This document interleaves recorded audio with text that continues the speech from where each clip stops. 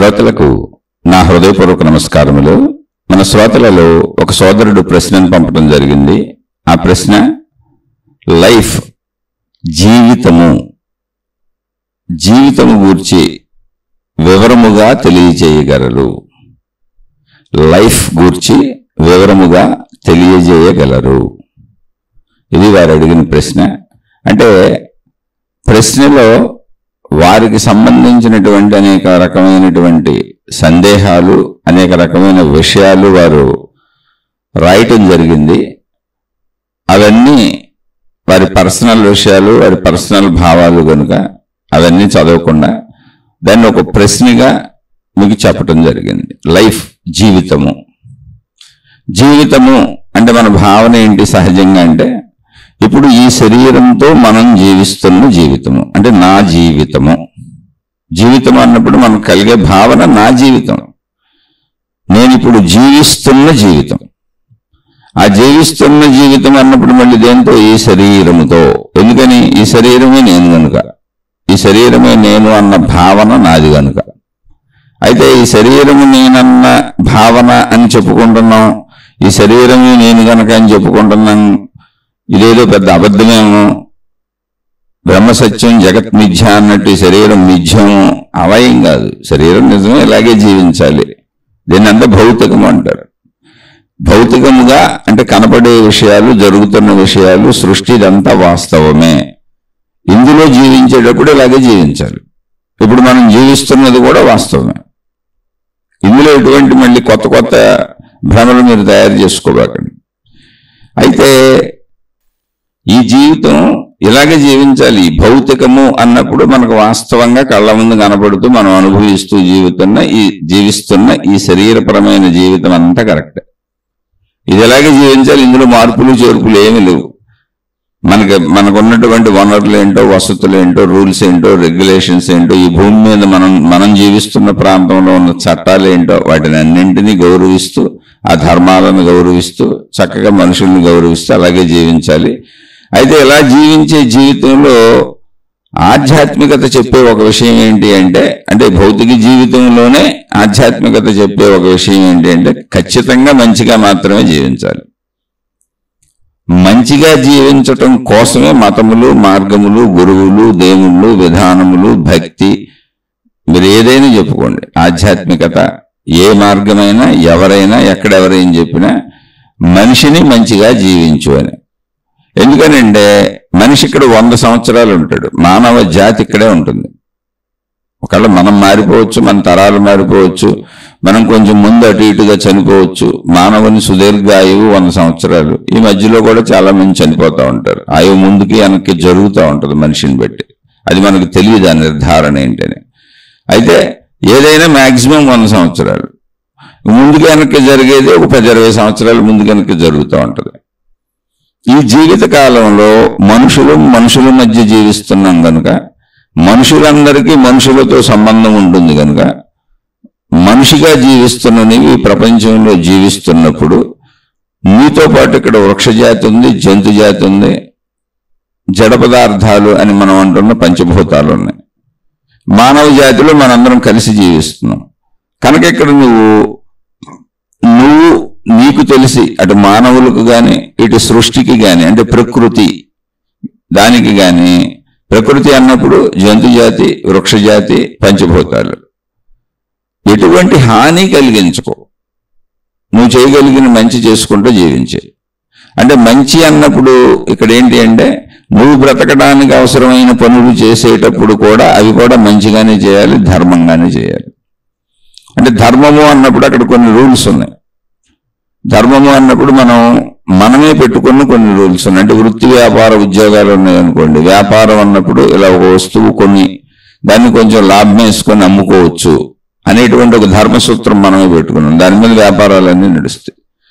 అలాగే వృత్తులు ఉన్నాయనుకోండి, నువ్వు కష్టపడి తయారు చేసుకున్నావు కాబట్టి దానికి రేటు నువ్వు ఎంతని నిర్ణయించుకొని దాన్ని నువ్వు అమ్ముకోవచ్చు అని వృత్తులకి మనమే ధర్మం పెట్టుకున్నాం.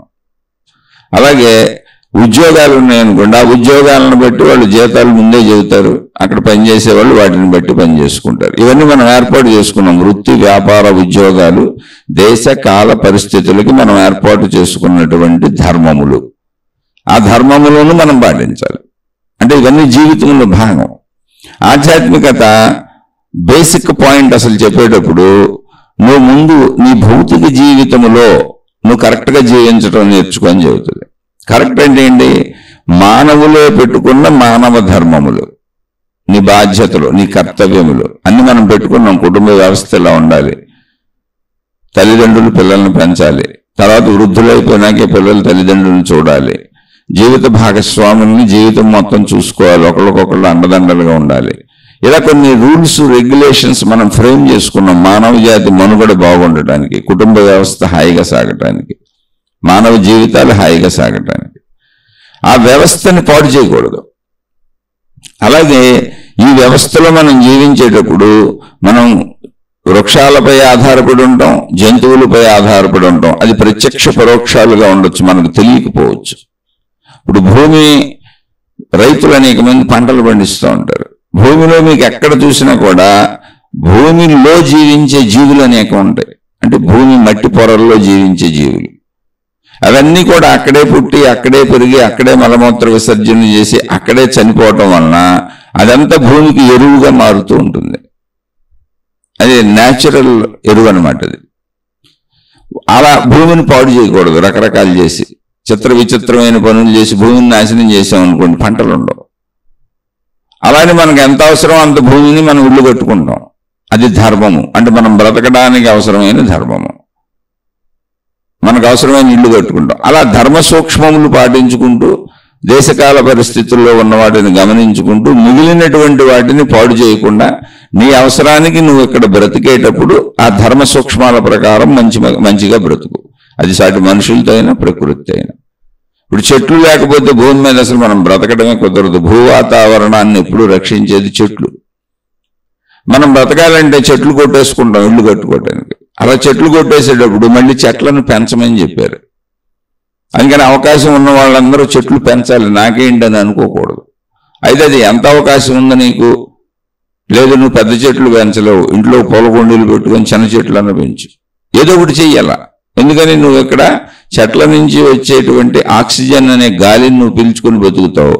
నువ్వు వదిలేటువంటి కార్బన్ డైఆక్సైడ్ని మనం వదిలేగాలే కాదు, మనం ఉపయోగించుకునేటువంటి అనేక వస్తువుల ద్వారా తయారవుతున్నటువంటి అనేక రకాల ఈ కార్బన్ డైఆక్సైడ్, ఇతర వాయువులు ఇవన్నీ కూడా చెట్లు ఉండటం వలన మళ్ళీ వాతావరణం ఎప్పటికప్పుడు మనిషికి అనుకూలంగా తయారవుతూ ఉంటుంది. చెట్లు కార్బన్ డైఆక్సైడ్ని పీల్చుకుంటాయి. ఇదంతా సృష్టి ఒకదాని మీద ఒకటి అనుసంధానమై ఉంది. మొత్తం సృష్టి అంతా ఇప్పుడు ఎన్ని జీవరాశులైతే భూమి మీద మీకు జంతువులుగా కనబడుతున్నాయో, ఎన్ని రకాల చెట్లుగా కనబడుతున్నాయో, ఎన్ని రకాల గ్రహాలు, గోళాలు, నక్షత్రాలు ఇలా మనకు కనబడుతున్నాయో, యూనివర్స్ లో మొత్తం ఎన్ని ఉన్నట్టుగా, భూమి మీద మొత్తం ఎన్ని ఉన్నట్టుగా, పంచభూతాలతో సహా మనకు అన్ని ఉన్నట్టుగా ఎలా తెలుస్తున్నాయో, అలా ఉన్న ప్రతిదీ గడ్డి పరకతో సహా మొత్తం దీనిని బ్యాలెన్స్ చేస్తూ ఉంది. ఈ ప్రకృతిని బ్యాలెన్స్ చేస్తూ ఉంది. అంత విస్తారమైన జ్ఞానం మనకు లేకపోవటం వలన, అంత విస్తారంగా ఆలోచించి తెలుసుకునే శక్తి మనకు లేకపోవటం వలన, ఇప్పుడు అసలు ఇది ఎలా బ్యాలెన్స్ చేస్తుంది, సృష్టి అంతా ఒకదాని మీద ఒకటి ఎలా ఆధారపడి ఉంది, ఇవన్నీ సైంటిస్టులకు తెలుసు. వెళ్ళి మూలాన్ని కనుక్కుంటూ వెళ్తే వాళ్ళకి సృష్టి అంతా బ్యాలెన్సింగ్ సూత్రంలో ఉంది, మొత్తం ఆధారపడి ఉంది అని ఎంతో మంది మహాత్ములు దాన్ని నిరూపించి చెబుతున్నారు. అయితే మనం నిత్య జీవితాలలో మనకు ధన సంపాదన, మన జీవితం మనం బ్రతకటం, మన కుటుంబాన్ని మనం పోషించుకోవటం, మనకు సంబంధించినటువంటి సుఖభోగములు, దుఃఖములు తప్పించుకోవటం, మనం జీవితం జీవించటము అనేటువంటి దాంట్లో మనకున్న అవసరాలు, కోరికలు, బాధలు, దుఃఖాలు లేదా సంతోషాలు పొందే ప్రయత్నాలు, వీటి కోసమే మన జీవితం సరిపోతుంది. మనం అందరం పరిశీలించలేకపోతున్నాం. కొంతమంది పరిశీలన పెట్టుకున్నారు, వాళ్ళు చెప్పారు. అంటే ఇప్పుడు ఉన్నటువంటి జీవరాశులలో దేనిని నువ్వు ఎక్కడ సంపూర్ణంగా అంతం చేసేసిన ఒక జీవజాతిని మొత్తం ప్రకృతి అంతా నాశనం అయిపోయే అవకాశం ఉంది. అది అర్థమైనా అర్థం కాకపోయినా సత్యం. అది ఒకదాని మీద ఒకటి ఆధారపడి ఉంది. అంటే ఎలా అంటే ఇప్పుడు ఒక బిల్డింగ్ పైకి ఎక్కడానికి మెట్లు కడతారు. ఒక్కొక్క మెట్టు ఎక్కుతూ వెళ్తాం. ఒక మెట్టు ఎక్కాం కదా, పై మెట్టుకు ఎక్కాం కదా, కింద మెట్టు అవసరం తీరిపోయిందంటే కుదరదు. కింద మెట్టు మీద ఆధారపడి పై మెట్టు నిలబడి ఉంది. నువ్వు ఎన్ని మెట్లు ఎక్కినా పైకి మెట్టు ఎక్కుతూ వెళ్తే కింద మెట్లను తొలగించేయకూడదు. ఎందుకనంటే కింద మెట్లు తొలగిస్తే పై మెట్లు పడిపోతాయి. సేమ్ అది ఎలా ఉందో సృష్టి అంతా అలా ఉంది, మనకు అర్థమైనా కాకపోయినా. ఇది సృష్టి విధానం. కాబట్టి నువ్వు అందులోనే ఉన్నావు. నేను వేరు అనేటువంటి భావన మనకు కలిగి ఉండొచ్చు. నా శరీరం నాకు వేరుగా కనపడుతూ ఉండొచ్చు. కానీ మీరు గమనించేటప్పుడు, మీరు గమనిస్తే, జాగ్రత్తగా జీవితాన్ని గమనిస్తే, పంచభూతములే మనం జీవించడానికి ఆధారములై ఉన్నాయి. ఇప్పుడు జీవితం నేను జీవిస్తున్నానని మనం చెప్పుకుంటున్నాం. భూమి మీద జీవిస్తున్నాం. భూమి లేకుండా జీవించడం కుదరదు. అంటే మన జీవితంలో భూమి ఒక భాగమై ఉంది. అది ఇక్కడ ఆధ్యాత్మిక చెప్పేది. ఆ విశాలత్వ జ్ఞానాన్ని తెలుసుకోమని చెబుతుంది. నా వరకే అని పరిమితం అయిపోబాక. అది కూడా కరెక్టే, నువ్వు కరెక్టే, తప్పేం కాదు. దాన్ని కొంచెం వైడ్గా ఉన్నావు నువ్వు, అది కూడా తెలుసుకో, విశాలంగా ఉన్నావు అంతే చెబుతుంది. మనం ఏమనుకుంటాం, నా వరకే నేను, నా వరకే నేను అనుకున్న భావనతో మనం ఎలా ప్రవర్తిస్తామంటే, ఆ పరిమితి భావన అంటే ఎంత తక్కువ పరిమితిలోకి వెళ్ళిపోతామో, అంటే నేను అని అంత తక్కువ పరిమితి, అంటే శరీర భావన నేను అని వచ్చినప్పుడు మన సొంత కుటుంబ సభ్యులలో మనం ప్రేమించే వాళ్ళతోనే ఘర్షణ పడతాం, వాళ్ళని అనుమానిస్తాం, వాళ్ళ మీద అహంకారం చూపిస్తాం, వాళ్ళ మీద కోపం చూపిస్తాం, వాళ్ళతోనే మనం ఒక రకంగా చెప్పాలంటే అసభ్యంగా ఉన్నాం, అంటే సభ్యతగా ఉన్నాం. ఎప్పుడు నేను అని ఈ శరీరం అని పరిమితికి వచ్చినప్పుడు, కొంచెం ఇది నా కుటుంబం అని ఆలోచించినప్పుడు ఇతరులతో అలా ఉంటాం, అసభ్యంగా ఉంటాం, అంటే సభ్యతగా ఉన్నాం, అంటే కరెక్ట్గా ఉన్నాం అని. అంటే నా శరీరం వైపుకి వస్తే నా వాళ్ళతో అయినా గొడవ పడతాను నేనన్న భావనలో. మళ్ళీ నా కుటుంబం అనుకున్నానంటే ఇతరులతో గొడవ పడతాను. ఎలాగైనా అక్కడి నుంచి పొందేసుకొని బతికేయాలనుకుంటా ఉంటాను. ఇది తప్పు అయితే కాదు, కానీ ఎలాగైనా పొందాలనుకోవడం తప్పు. నువ్వు మొట్టమొదటిగా నేను శరీరం అనేది కరెక్టు, నువ్వు నా కుటుంబం అనేది కరెక్టు, నేను నాది అంటే నా కుటుంబం కోసం, నా కోసం నేను సంపాదించుకుని ప్రయత్నించుకొని కష్టపడి దాచుకున్నవన్నీ కూడా కరెక్టే. నేను, నాది, నావి, నా వాళ్ళు, ఇందులో ఎటువంటి అనుమానము లేదు. లోక రీతి కూడా అలాగే ఉంటుంది. నువ్వు సంపాదించుకుని నీవే. ఇప్పుడు ఇల్లు కొని కట్టుకున్నావు అనుకోండి, రిజిస్ట్రేషన్లు ఉన్నాయి, మన పేరున ఉంటుంది. ఆస్తులు ఎవరికాళ్ళకి దాచుకోవడానికి ఇన్కమ్ ట్యాక్స్లోనే వేసుకుంటాం, ఇది ఆస్తి అని బ్యాంకుల్లో వేసుకోవచ్చు, ఎవరికాళ్ళకి సపరేట్గానే ఉన్నాయి. లోక వ్యవహార ధర్మాలు అలాగే ఉన్నాయి, అవి కరెక్టే. కానీ లోక వ్యవహార ధర్మాలలో నా వరకే చూసుకొని పక్కవారిని ఇబ్బంది పెడితే మొత్తం లోక వ్యవహారం దెబ్బతింటుంది. లోకము అంటే ఏంటి? లోకులు, మనకు కాక ఇంకా మనుషులు ఉన్నారు, ఎవరికాళ్ళ కుటుంబాలు ఉన్నాయి. ఆ వ్యావహారికతలను దెబ్బ కొట్టకూడదు. అది మనం తెలుసుకోవాల్సింది. అంటే ఇదంతా జీవితంలో భాగమే, ఇదంతా జీవితమే. ఇప్పుడు భూమి మీద జీవిస్తున్నాం అంటే భూమి ఆధారంగా జీవిస్తున్నాం, అంటే భూమి లేకపోతే మన జీవితం లేదు. గాలి పీల్చుకు జీవిస్తున్నాం, గాలి లేకపోతే మన జీవితం లేదు. అలాగే వెలుగు లేకపోతే మన జీవితం లేదు. ఇవన్నీ మనకు అవసరం. నీరు లేకపోతే మన జీవితం లేదు. అలాగే స్పేస్, ఈ ఖాళీ లేకపోతే, ఈ ఆకాశం లేకపోతే అసలు జీవించడమే కుదరదు, కదలడానికి ప్లేస్ ఉండదు. అంటే అసలు మన జీవితంలో ఇప్పుడు అవి కలిసి ఉన్నాయా లేవో ఆలోచించుకోండి. ఏవి లేకపోతే మన జీవితం లేదో అవన్నీ మన జీవితంలో భాగాలే. వాటిని కూడా గుర్తిస్తూ జీవించు అని చెప్పారు. ఎందుకంటే నా జీవితం నువ్వు అనుకుంటున్నావు, అవి లేకపోతే అసలు నీ జీవితం లేదు, నువ్వు లేవు. ఇంకా నేను మొత్తం చెప్పలా, నేను ఇప్పుడు మనం జీవిస్తున్న జీవితంలో గుర్తు చేసి, అసలు మన శరీరమే పంచభూత నిర్మాణం. ఇంకా ఆధ్యాత్మికత డెప్త్లోకి వెళ్తే సరే, నేను దాన్ని టచ్ చేయట్లా, పై జీవితం చెప్పా. భూమి లేకపోతే మనకు నిలబడి ఉండటానికి, జీవించడానికే ఛాన్స్ లేదు. పంచభూతాలు ఏమి లేకపోయినా మనం బ్రతకడానికి ఛాన్స్ లేదు. స్పేస్ లేకపోతే కదలడానికి ఛాన్స్ లేదు. అంటే అసలు మనకు ఒక ఛాన్స్, ఇక్కడ జీవించడానికి ఒక ఛాన్స్ అనేది ఎలా వచ్చిందంటే ఇవన్నీ ఉండబట్టి. కాబట్టి ఇవి మన జీవితానికి భిన్నమైనవి అనుకోబాక. అందుకని ఆ భూమిని సరిగ్గా ఉపయోగించుకో, దాన్ని పాడు చేయబాక. ఆ గాలిని సరిగ్గా ఉపయోగించుకో, దాన్ని పాడు చేయబాక. ఆ నీటిని సరిగ్గా అవసరమైనంత ఉపయోగించుకో, వాటిని పాడు చేయబాక. ఎలాగైనా నువ్వు ఇక్కడ ఉన్న వనరులు, వసతులు, ఆ వేడిని సరిగ్గా ఉపయోగించుకో, దాన్ని పాడు చేయబాక. ఆ ఆకాశమును సరిగ్గా ఉపయోగించుకో, దాన్ని పాడు చేయబాక, కలుషితం చేయబాక. నీకు ఎంత కావాలో అంత ఉపయోగించుకో అంతే. అవి లేకపోతే అసలు నీ జీవితం అనేది లేదు. నా జీవితము అని ఈ శరీరం లోపల భాగంలోని ఈ శరీరం లోపల భావాలు తీసుకొని నేను నాది నా వాళ్ళని ఒక ఇల్లు కట్టేసుకొని కాంపౌండ్ వాళ్ళు కట్టేసుకొని మనం జీవిస్తున్న జీవితం అబద్ధం అయితే కాదు, కానీ ఆ కాంపౌండ్ వాళ్ళు భూమి మీదే ఉంది. పంచభూతాల మధ్యలోనే జీవిస్తున్నాం. నేను నావి నా వాళ్ళు అన్న అన్నిటికీ మొత్తం పంచభూతాల ఆధారం. The base point. అంటే నీ జీవితంలో అవన్నీ భాగస్వాములు. అవి లేకపోతే నీ జీవితమే లేదు. అలా కొంచెం విశాలంగా ఉంది సత్యము. ఇది సత్యం. నువ్వు దాన్ని సత్యాన్ని ఇముడ్చుకొని అంటే నీ వరకే పెట్టుకొని పరిమితం చేసుకుంటున్నావు. విస్తృత సత్యాన్ని ఎంత ఉందో అంత తెలుసుకో. అదే సత్యం, నీకు సంబంధించిన సత్యం. అది విస్తృతంగా ఎంత ఉందో అంత తెలుసుకుంటే నీ జీవన విధానం బాగుంటుంది. నువ్వు కరెక్ట్గా జీవిస్తావు, చక్కగా జీవిస్తావు. ఆ విస్తృతమైనటువంటి సత్యాన్ని పరిమితం ఎప్పుడు చేసేసుకుంటావో అది పరిమితం నిజమే. నువ్వు శరీరం అన్నది నిజమే, నీ కుటుంబం నిజమే, నీ సంపదలు నిజమే. ఎంతవరకు నావి ఆస్తిపాస్తులు, మనుషులు, విషయాలు, బంధాలు, కర్తవ్యాలు అవన్నీ నిజమే దేశకాల పరిస్థితుల్లో. కానీ ఆ పరిమితి వలన నువ్వు పక్క వాళ్ళకి హాని చేసి పక్క వాళ్ళ మీద ఈర్ష్యపడి, అసూయపడి, ద్వేషం పడి, వేరు భావన తెచ్చుకొని, ద్వేష భావన తెచ్చుకొని నీ వాళ్ళతోనే నువ్వు యుద్ధాలు చేస్తూ, బయట వాళ్ళతో యుద్ధాలు చేస్తూ, వాళ్ళు నీతో యుద్ధాలు చేస్తూ ఎవరికి మనశ్శాంతి లేని బ్రతుకులు అవుతున్నాయి. సత్యాన్ని పరిమితం చేసినప్పుడు వచ్చినటువంటి ప్రమాదం ఇది. కానీ అది సత్యం కాదంటే సత్యమే, కానీ ఉన్న సత్యం మొత్తం చూడు. నేననే శరీరం ఎక్కడుంది, నేను నాది నా వాళ్ళని కుటుంబం ఎక్కడుంది, నేను నాది నాయని దాచుకుంటున్నటువంటి నేను పోగేసుకుంటున్నటువంటి వస్తువులు కానీ సంపదలు కానీ ఎక్కడి నుంచి వచ్చినాయి అంటే మొత్తం మళ్ళీ భూమి ఆధారం, పంచభూతాల ఆధారం. ఎవరికైనా అంతే. అప్పుడు నీ ధ్యాస మారాలి. నీ జీవితంలోకి, నీ నేనులోకి, నేను నాది నా వాళ్ళు అన్నప్పుడు పంచభూతాలు కూడా వచ్చేయాలి అందులోకి. అంటే సత్యం కదా అది. ఆ సత్యాన్ని నేను స్వీకరించను, కానీ దాన్ని వాడుకుంటాను, నేను అసలు పట్టించుకోనని జీవిస్తున్నాం మనం. ప్రాబ్లం అది.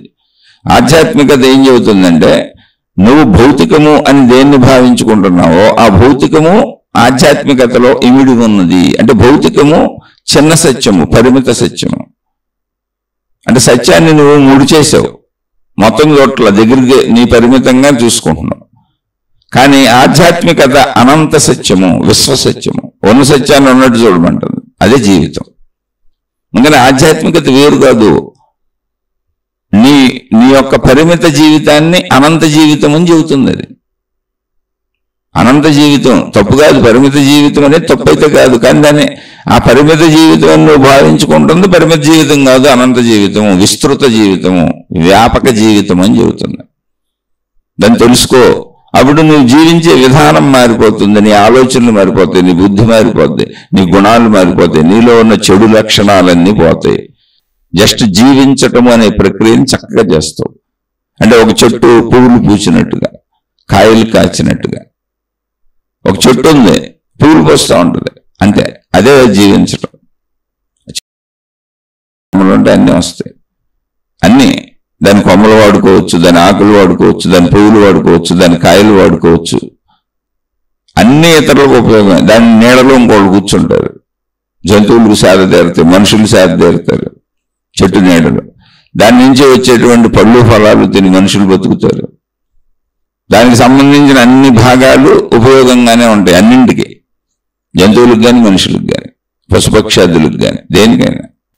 అది అయితే వీటన్నింటికి నేను మేలు చేయాలి అనే అది బ్రతుకుతుందా? కాదు. దాని జీవితమే అంత. అది లైఫ్ అంటే మీరు అర్థం చేసుకోవాల్సిన జీవితం అంటే ఏంటి అంటే అది జీవించడమే అలా ఉంది.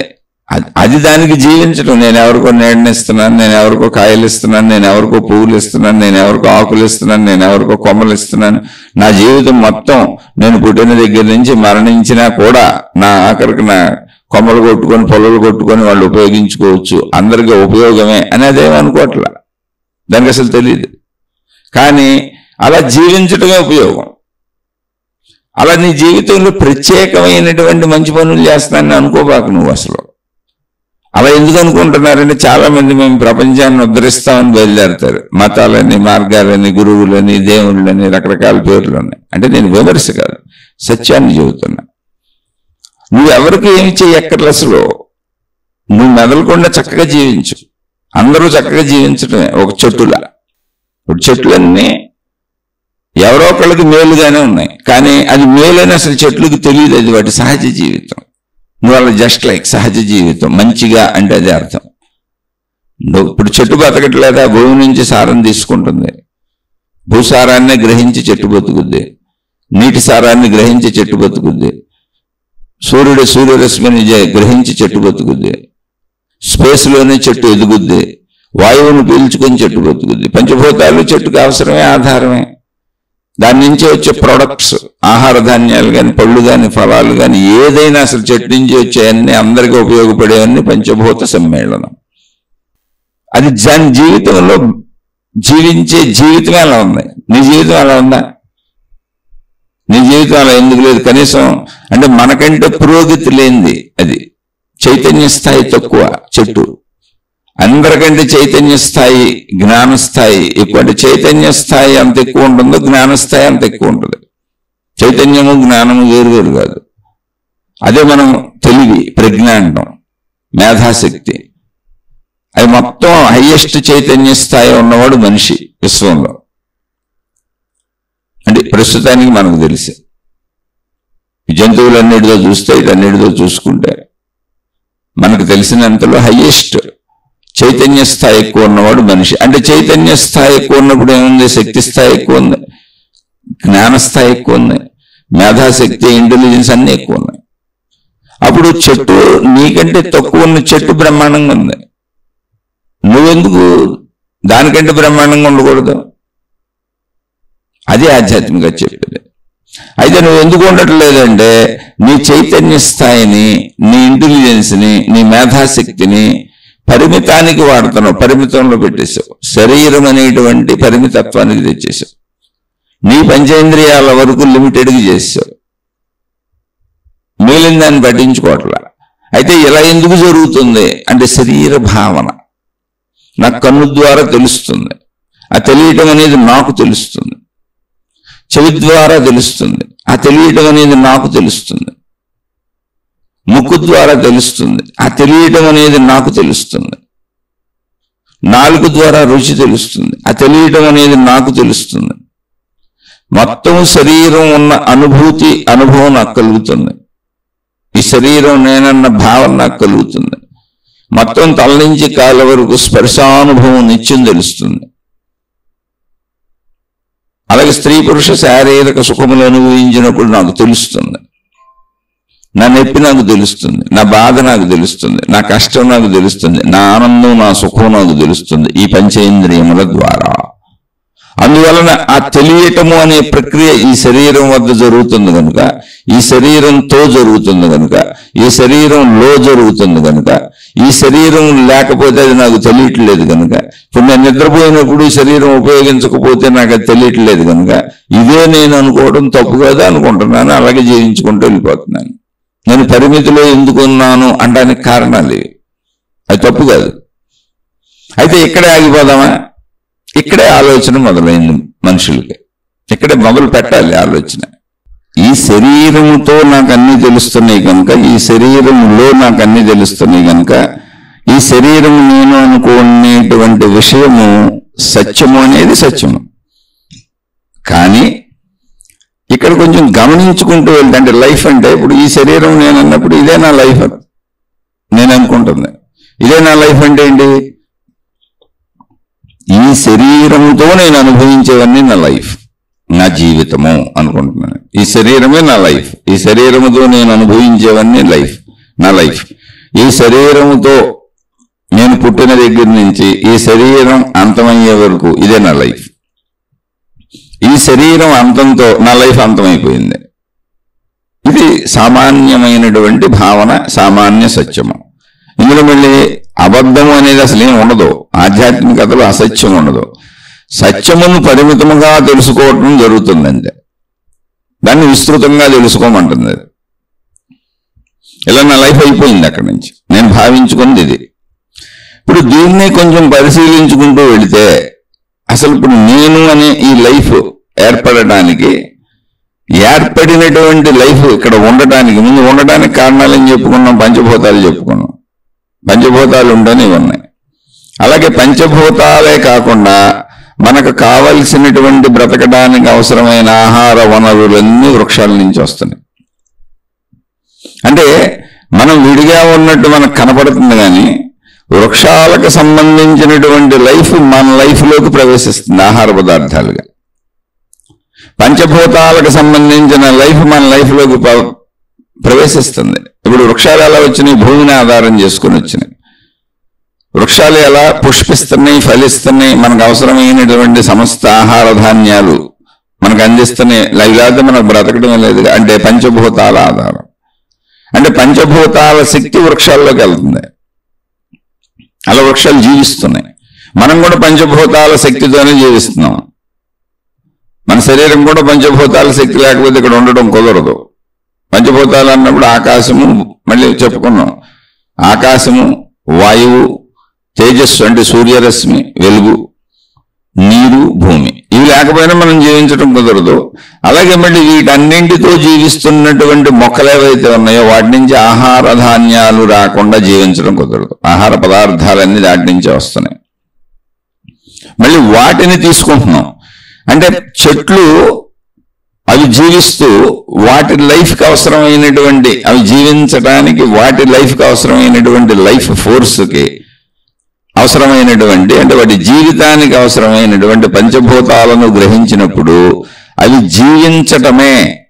మళ్ళీ చెబుతున్న జాగ్రత్తగా అర్థం చేసుకోవాలి. ఇక్కడ అర్థం చేసుకోకపోతే అసలు ఎప్పటికీ అర్థం అవుతుంది. ఇది వేరు భావనే ఉంటుంది. అర్థం చేసుకుంటేనే అది మనలో కలుస్తుంది.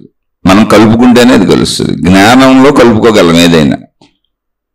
నేను ఏంటనేది జ్ఞానంతో తెలుసుకోగలం, శరీరంతో తెలుసుకోలేము. శరీరం ఇంతే పదార్థము. ఆ పదార్థం అంతే అనేక పదార్థాలుగా కనబడతాయి. జ్ఞానంలో తెలుస్తుంది. జ్ఞాన కలయిక. నా యొక్క స్వస్వరూపం నా జ్ఞానంలో అర్థమవుతుంది. అసలు అది జీవితం అనే ప్రాథమిక అంశంలో తీసుకుంటున్నాం. ఆ పుట్టిన కాడి నుంచి మరణించే వరకు జీవితం అనుకొని మరణంతో జీవితం పూర్తి అయిపోయింది అనుకుంటున్నాం. మనం అసలు ఎలా జీవిస్తున్నాం? అది పూర్తి అయిందా అవ్వలేదా? అసలు జీవితం లైఫ్ అంటే ఏంటి? ఇది ప్రాథమికంగా తెలుసుకుంటున్నాం. అంటే ఆధ్యాత్మిక చదువులో భాగంగా, ఆత్మజ్ఞాన చదువులో భాగంగా, మన స్వీయ అంతరంగ చదువులో భాగంగా, అంటే మన గూర్చిన మన చదువు స్వీయ చదువులో భాగంగా మనం తెలుసుకుంటాం విస్తృతంగా. అంతే ఆధ్యాత్మికత అంటే విస్తృతంగా ఉన్నది ఉన్నట్టుగా ఉన్నంతా తెలుసుకోవడం సత్యం. అంతే. సత్యాన్ని పరిమితంగా తెలుసుకోవడం భౌతికమైంది. అంతే. ఆ ప్రయత్నం చేస్తున్నాం.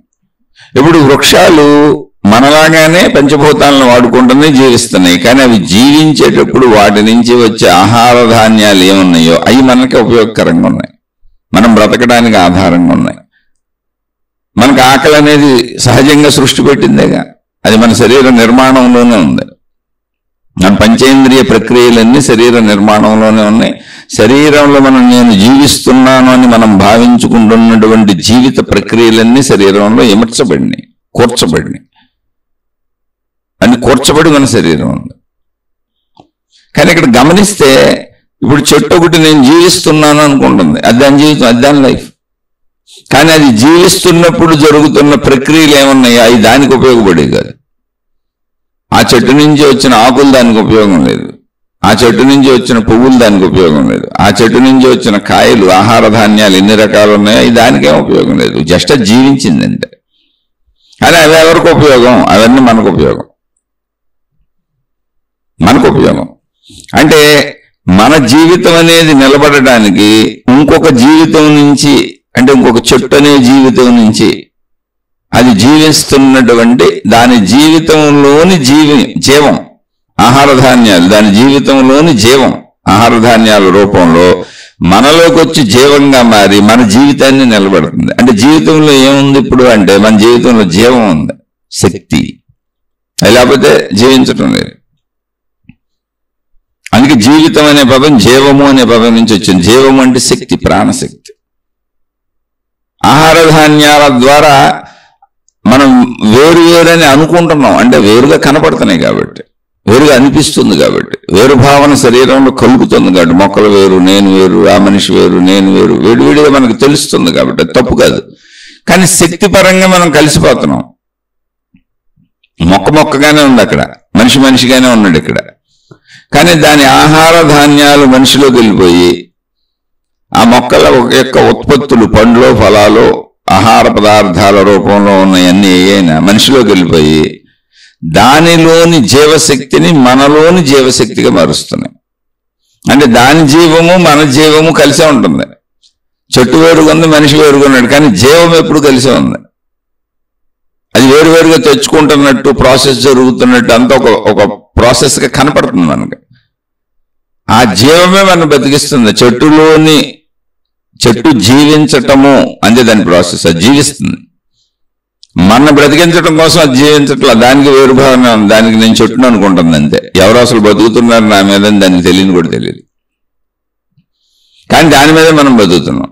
దాని జీవము మన జీవమైంది, కానీ దానికి ఆ జీవం ఎక్కడి నుంచి వచ్చింది? పంచభూతాల నుంచి వచ్చింది. అసలు మనం బేసిక్గా ఎక్కడ ఉన్నాం? పంచభూతాలను వాడుకుంటూ ఉన్నాం. మళ్ళీ మధ్యలో దాని జీవాన్ని మన జీవంతో కలుపుకుంటున్నాం. అంటే పంచభూత స్థితుల్లో కానీ, మనం ఆహార ధాన్యాలు తీసుకోవటం, మనం బ్రతకడం అనే స్థితుల్లో కానీ జీవభేదం ఎక్కడ లేదు. అంటే శరీర భేదం ఉంది, పదార్థ భేదం కనపడుతుంది, కానీ జ్ఞానంగా ఆలోచిస్తే జీవత్వం కలిసిపోతుంది. ఒకదాంట్లో ఒకటి కలిసి ఒకదాన్ని ఒకటి బ్రతికించుకుంటుంది. మొత్తం జీవత్వం కలిసిపోతుంది. ఇప్పుడు మానవులందరూ గాలి లేకుండా బతకలేరు. మనం విడివిడిగా మనుషులు అనుకుంటున్నాం కదా. మామూలుగా ఆలోచించండి, విడివిడిగా మనం మానవులం, విడివిడిగా చెట్లు, విడివిడిగా అన్ని జంతువులు కదా. గాలి లేకుండా అసలు ఈ భూమి మీద జంతువులు కానీ, మనిషి కానీ, చెట్లు కానీ బ్రతకగలవా? ఇప్పుడు గాలి విడివిడిగా ఉందా, ఏకంగా ఉందా?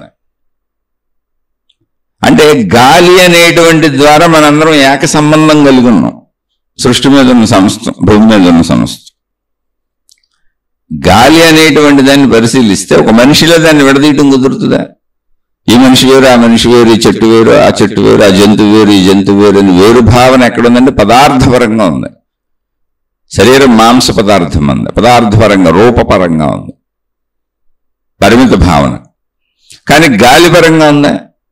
సూర్యరశ్మి పరంగా ఉందా? నీటి పరంగా ఉందా? భూమి పరంగా ఉందా? ఆకాశపరంగా ఉందా? అన్నింటి వలన అన్ని బతుకుతున్నాయి. ఎక్కడ విడదీయటం ఎక్కడ కుదురుతుంది? అసలు ఎలా విడదీయటం కుదురుతుంది? అది విడదీయటానికి అసలు ఛాన్స్ లేదుగా. అంటే గాలి పరంగా మనందరం ఒకటే. గాలి పరంగా మనందరం ఒకే లైఫ్ ఫోర్స్ను వాడుకుంటున్నాం. నేను వేరు అనుకుంటున్నా, నా జీవితం వేరు అనుకుంటున్నా, కానీ నేను పీలుస్తున్న గాలి వేరు కాదు, అందరికీ ఒకటే. నేను వదులుతున్న గాలి మళ్ళీ అదే గాలిలోకి వెళ్తుంది. అందరూ ప్రక్రియ అంతే. గాలిగా మొత్తం అది ఏకమే. గాలి పరిమితం చేయడానికి లేదు. విడివిడిగా మనుషుల్లో, జంతువుల్లో, చెట్లలో గాలి లేదు, సమత్వంగా ఉంది. అలాగే అందరం అదే శూన్యంలో తిరుగుతున్నాం. దాన్ని ఆకాశం అన్నాం. అది అందరికీ స్పేస్ ఇచ్చింది. ఆ స్పేస్ లేకపోతే అసలు మనం ఉండటం, తిరగడం కుదరదు, జీవించడమే కుదరదు. అందరం స్పేస్ని ఈక్వల్గా వాడుకుంటున్నాం. అది స్పేస్ లైఫ్. అది స్పేస్ అలా ఉండటమే దాని జీవము. అది గాలి అలా ఉండటమే దాని జీవం. గాలిలో జీవం లేకపోతే మనం బతకంగా. అంటే స్పేస్ యొక్క థియరీని ఇంకా మనం పూర్తిగా అర్థం చేసుకోవాలి. ఫైనల్లో అర్థమవుద్ది. ఇప్పుడు స్పేస్ అనుకుందాం, ఆకాశం అనుకుందాం. దాని శక్తిని సంపూర్ణంగా మనం అర్థం చేసుకోలేదు కనుక ప్రస్తుతానికి ఆకాశం అనుకుందాం. మనకు అర్థమైనంతలో మాట్లాడుకుందాం. అదొక ఖాళీ, అదొక శూన్యం. మనం జీవించడానికి అణువును కల్పించింది. అలా అణువును కల్పించిన ఏక స్పేస్లోనే అందరం తిరుగుతున్నాం. అంటే మనకు అణువు అనేటువంటి బ్రతకడానికి ఒక అణువును కల్పించినటువంటి లైఫ్ ఫోర్స్ ఏది ఉందో, ఒక ఖాళీ ఏది ఉందో, ఒక స్పేస్ ఏది ఉందో, ఉండటానికి అవకాశం ఇచ్చిన స్పేస్ ఏది ఉందో, అది ఏకంగానే ఉంది, అది అనేకంగా లేదు. అంటే మన లైఫ్ ఉండటానికి అవసరమైన లైఫ్ ఫోర్సులు ఇవన్నీ. అవి లేకపోతే మన లైఫ్ ఉండదు. అవి ఏకంగానే ఉన్నాయి. ఏకంగా ఉన్నాటిలో అనేకత్వాన్ని మనం భావించుకుంటున్నాం. అది పదార్థ రూపంగా అని తెలుసుకోండి. అది తప్పు కాదు. మళ్ళీ పదార్థ రూపంగా అనేకత్వమే ఉంది. నాకు ఏకత్వం అర్థమైపోయింది, ఇప్పుడు ఇక్కడ ఎవరూ లేరు, నేను ఒక్కడనే ఉన్నాను అనుకుని జీవిస్తాను అంటే కుదరదు. అందరూ ఉన్నారు. అబ్బే లేదు, నాకు ఏకత్వం అర్థమైపోయింది, అనంత ఆత్మశక్తి అర్థమైపోయింది, ఉన్నదంతా ఒక్కటే అనేటువంటి శక్తి సిద్ధాంతం అర్థమైపోయింది, జ్ఞానం అర్థమైపోయింది నాకు, అందుకని నేను అసలు ఎవరూ లేరు, ఒక లారీ వేసుకొని, ఒక కారు వేసుకొని రోడ్డు మీద ఎవరూ లేరు, నేను ఒక్కడనే ఉన్నానని బ్రేక్ లేకుండా వెళ్ళిపోతా ఉంటానంటే కుదరదు. అది వివేకం. జ్ఞానపరమైనటువంటి సత్యతను తెలుసుకో. దేహపరమైన పదార్థపరమైన సత్యత ఇప్పుడు నువ్వు జీవిస్తున్నది కరెక్టే, కానీ దాని వరకు నువ్వు ఇమిడిపోయి ఆగిపోతే సత్యము అసత్యముగా మారి నువ్వు అధర్మ క్రియలు చేస్తున్నావు. అది ప్రాబ్లం అక్కడ. అసలు నువ్వు ఎందుకు సత్యం తెలుసుకోవాలి అంటే నీ అధర్మత్వం పోవటానికి, నీలో ఉన్న చెడిపోవటానికి. ఎందుకని చెడిపోవాలి? అసలు నాలో చెడిపోతే ఏమవుతుంది? అధర్మం పోతే ఏమవుతుంది అంటే మిగిలిన సృష్టి నువ్వు పాడు చేస్తున్నావు కనుక. నీలో అధర్మం పోనప్పుడు, నీలో అధర్మ ప్రవృత్తి ఉన్నప్పుడు నువ్వు మిగిలిన సృష్టికి ఇబ్బంది కలిగిస్తున్నావు. నీ వలన పక్క మనుషులు బాధపడుతున్నారు, పక్క జీవులు బాధపడుతున్నాయి, నీ వలన అందరికీ ఇబ్బంది కలుగుతుంది. అది ప్రాబ్లం ఇక్కడ. అధర్మం సృష్టి మొత్తానికి ఇబ్బంది అయింది. ఇప్పుడు అధర్మమేగా యుద్ధాలు, ఘర్షణలు, గొడవలు, గోలలు. మంచి అంటే ఏంటి? ఎక్కడ ఏ ఇబ్బంది లేని శాంతి జీవితం. చెడు అంటే ఏంటి? మొత్తం ఇబ్బందులతోనే గడుస్తుంది. చెడు లేని మనిషి ఎక్కడ ఉన్నాడు అసలు భూమి మీద? చెడు జరగని ప్రదేశం ఎక్కడుంది? చెడు జరగని రోజు ఎక్కడుంది? అసలు చెడు జరగని నిమిషం, సెకండ్ ఎక్కడుంది? లేకపోతే అసలు ఆధ్యాత్మికత కూడా నిజంగా అవసరం లేదు. ఇప్పుడు నేను అనంత ఆత్మశక్తిని నువ్వు తెలుసుకోపోయిన వచ్చిన ప్రాబ్లం ఏం లేదు ఇక్కడ. కానీ ప్రాబ్లం ఎందుకు వచ్చింది? ఆధ్యాత్మికత ఎందుకు చెప్పాల్సి వస్తుంది? నువ్వు అనంత ఆత్మశక్తివి, విశ్వశక్తివి అని ఎందుకు చెప్పాల్సి వస్తుంది అంటే నిన్నేదో ఉద్ధరించేసి నీకేదో మేలు చేద్దామని కాదు. నువ్వు సృష్టి నడకను నాశనం చేస్తున్నావు పరిమిత భావంలోనే. నువ్వు ప్రకృతి యొక్క విధానాన్ని పాడు చేస్తున్నావు, సాటి మనుషుల్ని పాడు చేస్తున్నావు, సాటి పంచభూతాలను పాడు చేస్తున్నావు. వాటి బేస్ మీద అన్ని జరుగుతున్నాయి. సాటి జంతువులకి హాని చేస్తున్నావు. సృష్టి ఏర్పాటు చేసినటువంటి సృష్టిలో ఏమున్నాయో వాటన్నిటికీ హాని చేస్తున్నావు నువ్వు. అందుకని నీకు పూర్ణ సత్యం చెప్పాల్సి వస్తుంది. పూర్ణ సత్యం తెలుసుకుంటే హాని చేయకుండా ఉంటావు అని. అది బేసిక్ పాయింట్ అక్కడ. హాని అంటే నువ్వు మంచిగానే జీవించాలి, చెడు చేయకూడదు. చెడు చేయకూడదు అంటే పదార్థ పరిమిత భావన నుంచి నువ్వు విస్తృత భావనకి వెళ్ళాలి. విస్తృత భావనకు మరి పదార్థం మారదుగా, శరీరం వ్యాపించిపోదుగా. నేను ఎన్ని తెలుసుకున్నా శరీరం వ్యాపించిపోదుగా. మరి అలాంటప్పుడు నేను ఎలా వ్యాపించగలను అంటే ఒక మనిషికి వ్యాపించగలిగిన వ్యాపక శక్తి మేధాశక్తి, జ్ఞానము, ఇంటెలిజెన్స్. అర్థం చేసుకోగలను, తెలుసుకోగలను, నాకు ఆ కెపాసిటీ ఉంది, నేను గ్రహించగలను. ఆ కెపాసిటీ నాకు ఇవ్వబడింది శరీరంలో. కాబట్టి అది తెలుసుకున్నప్పుడు నీకు సత్యం సంపూర్ణంగా అర్థమైనప్పుడు నువ్వు తప్పు చేయకుండా జీవిస్తావు అంతే. ఇక్కడ నీకు మోక్షం వస్తే ఎవరికి ఇక్కడ లాభం లేదు, నీకు మోక్షం రాకపోతే ఎవరికి నష్టం లేదు. కానీ నువ్వు ఇక్కడ ఎవరికి నష్టం కలిగించకుండా జీవించాలి, మనిషికే కాదు మొత్తం సృష్టికి. జస్ట్ లైక్ ఓ చెట్టులాగా. ఇప్పుడు చెట్టు ఎలా జీవిస్తుంది? దాని జీవితం అది జీవించింది. నీకు అసలు మేలు చేస్తుందని దానికి తెలియని కూడా తెలియదు.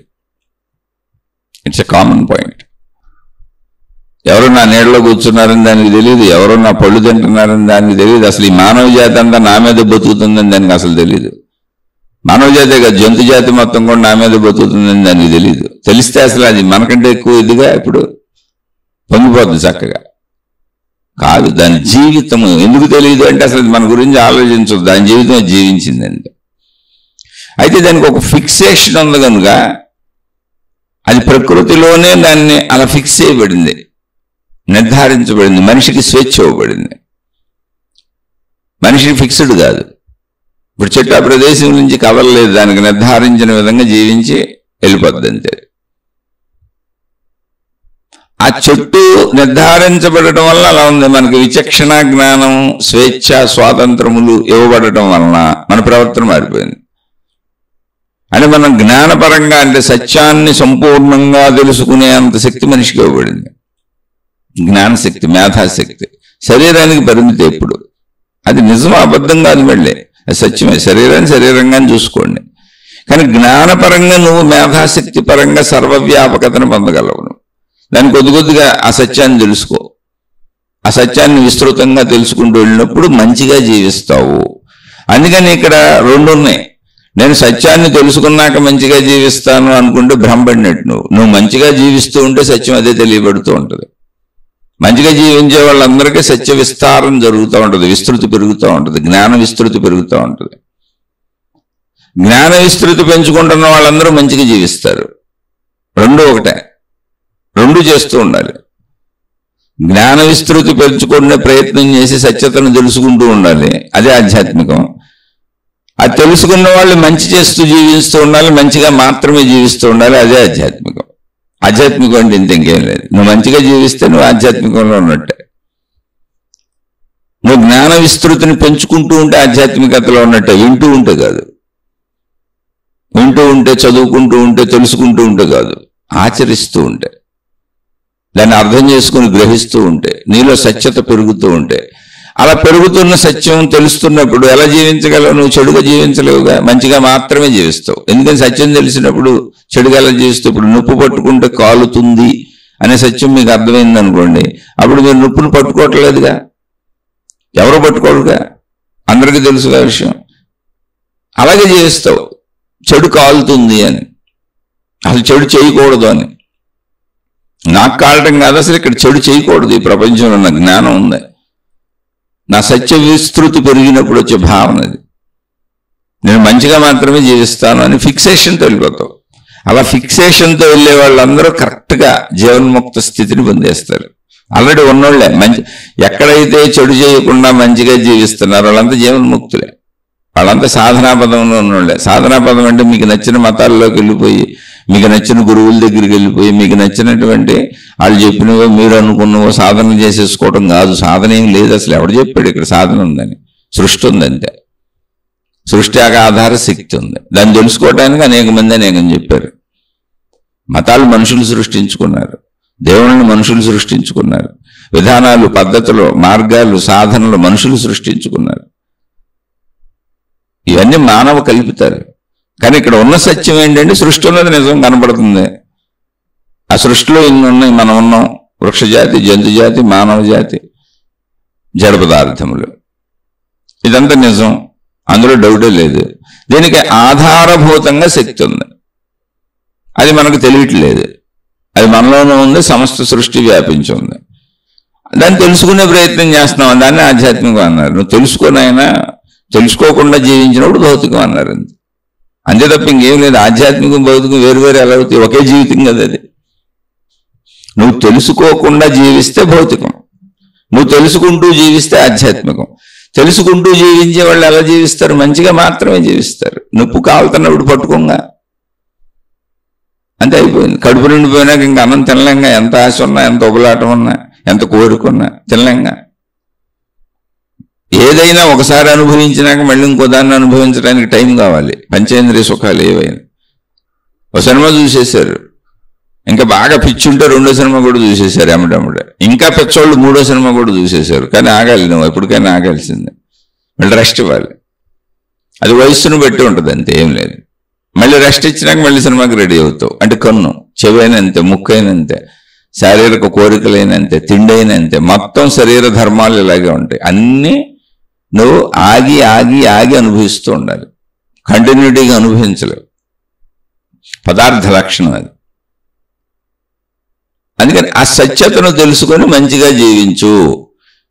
మళ్ళీ మళ్ళీ గుర్తు చేస్తున్నా, ఈ చదువు ఎందుకు, ఆధ్యాత్మిక చదువు ఎందుకు, ఆత్మజ్ఞాన చదువు ఎందుకు? ఆధ్యాత్మిక చదువు అన్నా ఆత్మజ్ఞాన చదువు అన్నా నా గూర్చిన నా స్వీయ చదువు అంతే.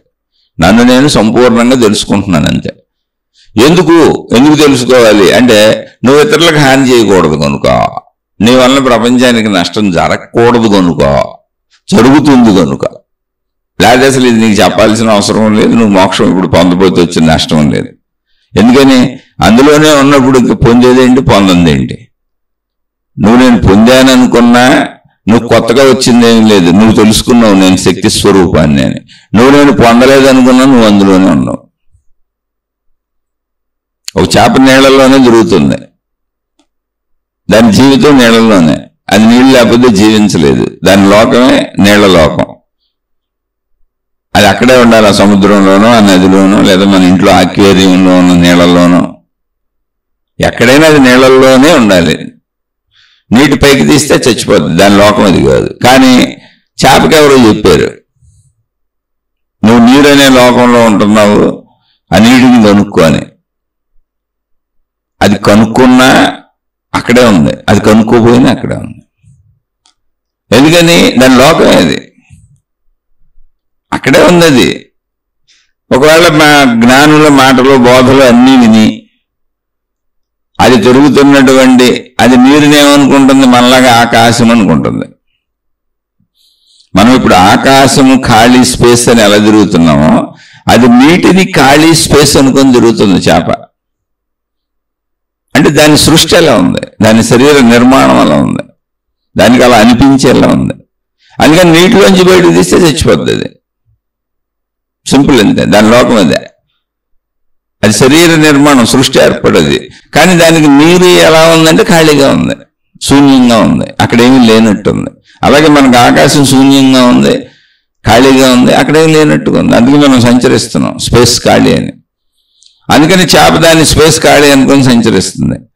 మనకు బోధలు చేస్తున్నట్టుగానే అనంత ఆకాశమే, ఆకాశ తత్వమే, ఆకాశ శక్తి, అనంత ఆత్మశక్తి, అందులోనే సర్వసృష్టి ఉంది. ఇది ఫైనల్లో తెలుస్తుంది మనిషికి. అయితే ఇది ఎందుకు చదువుతున్నాను, ఇప్పుడు ఎందుకు మాట్లాడానంటే మనం అనేక శీర్షికలు చెప్పుకుంటూనే ఉన్నాం. రోజు కొంత అవగాహన ఉంటుంది రోజు వినేవాళ్ళకి, కాబట్టి మామూలుగా చెబుతున్నాయి ఇక్కడ అని. అంటే ఈ ఆకాశ స్వరూపం ఏంటి, ఇప్పుడు శక్తి స్వరూపం. శక్తి ఎలా ఉంటుంది మనకు తెలియదు. మనకి నీళ్ళల్లో చేపలాగా మనకు ఖాళీగా అనిపిస్తుంది అంతే. అలా దాన్ని చూసుకుంటూ అందులోనే బ్రతుకుతూ వెళుతున్న వ్యక్తులు మనం. ఆ సర్వవ్యాపక ఆకాశములోనే సృష్టి మొత్తం ఉంది. మనుషులందరూ అక్కడే ఉన్నాం, నీళ్ళల్లో చేపలు ఉన్నట్టు. అనేక రకాల చేపలు నీళ్ళల్లో ఉంటాయి, ఇంకా అనేక రకాల జీవులు ఉన్నాయి. చేపలు మనకు ఉండి అర్థమవుతుందని చెప్పుకున్నాం. బోల్డ్ జీవులు ఉన్నాయి నీటి అడుగున. చేపలు మనకు బాగా తెలుసు అని చెప్పుకున్నాం అంతే. అలా మనం ఈ ఆకాశంలో ఉన్నాం. మనకి ఎప్పటికీ ఇలాగే కనబడుతుంది. కానీ దాన్ని మహాత్ములు గమనించిన వాళ్ళు చెప్పింది ఏంటి, అదే శక్తి సాగరం. అది నీటి సాగరంలో చేపలు ఎలా బతుకుతున్నాయో శక్తి సాగరంలో సృష్టి ఉంది. మనుషులు ఉన్నారు, చెట్లు ఉన్నాయి, జంతువులు ఉన్నాయి, మొత్తం యూనివర్స్ అంతా దీంట్లోనే ఉంది. భూమి లాంటి గ్రహాలు, గోళాలు, నక్షత్రాలు కోటాను కోట్లు ఉన్నాయి. ఇంకా ఆ పదానికి అంటే కోటాను కోట్లు అంటే లెక్కలేనన్ని, ట్రిలియన్లు, బిలియన్లు ఇలా చెప్పచ్చు. కానీ మనకి కోటాను కోట్లు వాడుక భాష. అంటే సామాన్యుడికి కూడా, చదువురానుడికి కూడా తెలుస్తుందని ఆ పదం వాడి ఆపేస్తున్నాను.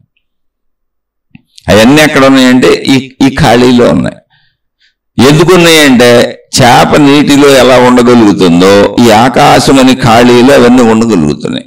అది అంటే అలా ఒకవేళ మనం జాగ్రత్తగా చూస్తే గ్రహాలు, గోళాలు, నక్షత్రాలు, మనుషులు, భూమి అనేది అందులో ఒక గ్రహం. అన్నీ కదులుతూ ఉన్నాయి. ఎక్కడ కదులుతున్నాయి? ఆకాశంలో కదులుతున్నాయి. నీటిలో చేపలు కదులుతున్నట్టు. ఇప్పుడు భూమి అనేది మనం చలనం లేనిది అనుకుంటాం, మన కాళ్ళ కింద ఉంటే. కాదు, భూమి కొన్ని వేల కిలోమీటర్ల స్పీడ్లో తిరుగుతుంది గంటకి. మీరు ఒక మోటార్ సైకిల్ వేసుకెళ్తే గంటకెంత స్పీడు, ఒక కారు వేసుకెళ్తే గంటకెంత స్పీడు, ఒక రైలు గంటకెంత స్పీడు, ఒక విమానం గంటకెంత స్పీడ్ అని లెక్క ఉంది. అలాగే గంటకి ఇన్ని వేల కిలోమీటర్ల స్పీడ్ అని తన చుట్టూ తాను తిరుగుతూ సూర్యుడు చుట్టూ తిరుగుతుంది. రెండింటికి గంటకి ఇన్ని వేల కిలోమీటర్ల స్పీడ్ అని ఉంది. తన చుట్టూ సుమారుగా గంటకి 1600 కిలోమీటర్ల స్పీడ్లో తన చుట్టూ తాను తిరుగుతూ, అంతకంటే వేగంగా కొన్ని వేల కిలోమీటర్ల స్పీడ్లో సూర్యుడు చుట్టూ తిరుగుతుంది. నేను చెప్పిన అంకెలు అటు ఇటు అయితే మీరు గూగుల్లో చూసుకుంటే తెలిసిపోద్ది. మీకు కావాలండి అంటే భూమి తిరుగుతుందని అసలు నమ్మాలిగా మీరు.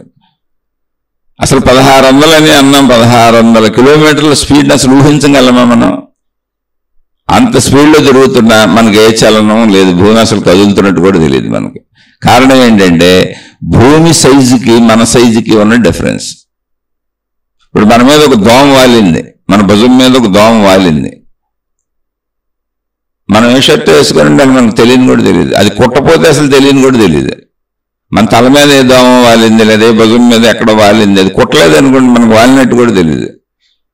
అంటే మన శరీర స్థాయికి దాని స్పర్శ అంత చిన్నది, అది కుడితేనే తెలుస్తుంది మనకు. ఇప్పుడు మనం అది అలా వాలే ఉంది, మనం నడుచుకుంటూ వెళ్ళిపోతున్నాం అనుకోండి, అది ఉన్నట్టు కూడా మనకు తెలియదు. మన కదలికలకే అసలు సంబంధం లేదు, అది కూడా హాయిగా మనతో వచ్చేస్తూ ఉంటుంది. దానికి తెలియదు, మనకు తెలియదు. అలాగే భూమిలో మనం ఒక ధూళి కణం అవటం వలన దాని స్పీడ్ మనకు తెలియట్లా, దాని వేగం మనకు తెలియట్లా. కానీ అది తిరుగుతుంది అనేదే మనం అనుభవించే రాత్రి పగలు. అందుకని కొంచెం జ్ఞానం తెలుసుకోవాలి విస్తృతిగా. అది తిరుగుతుంది.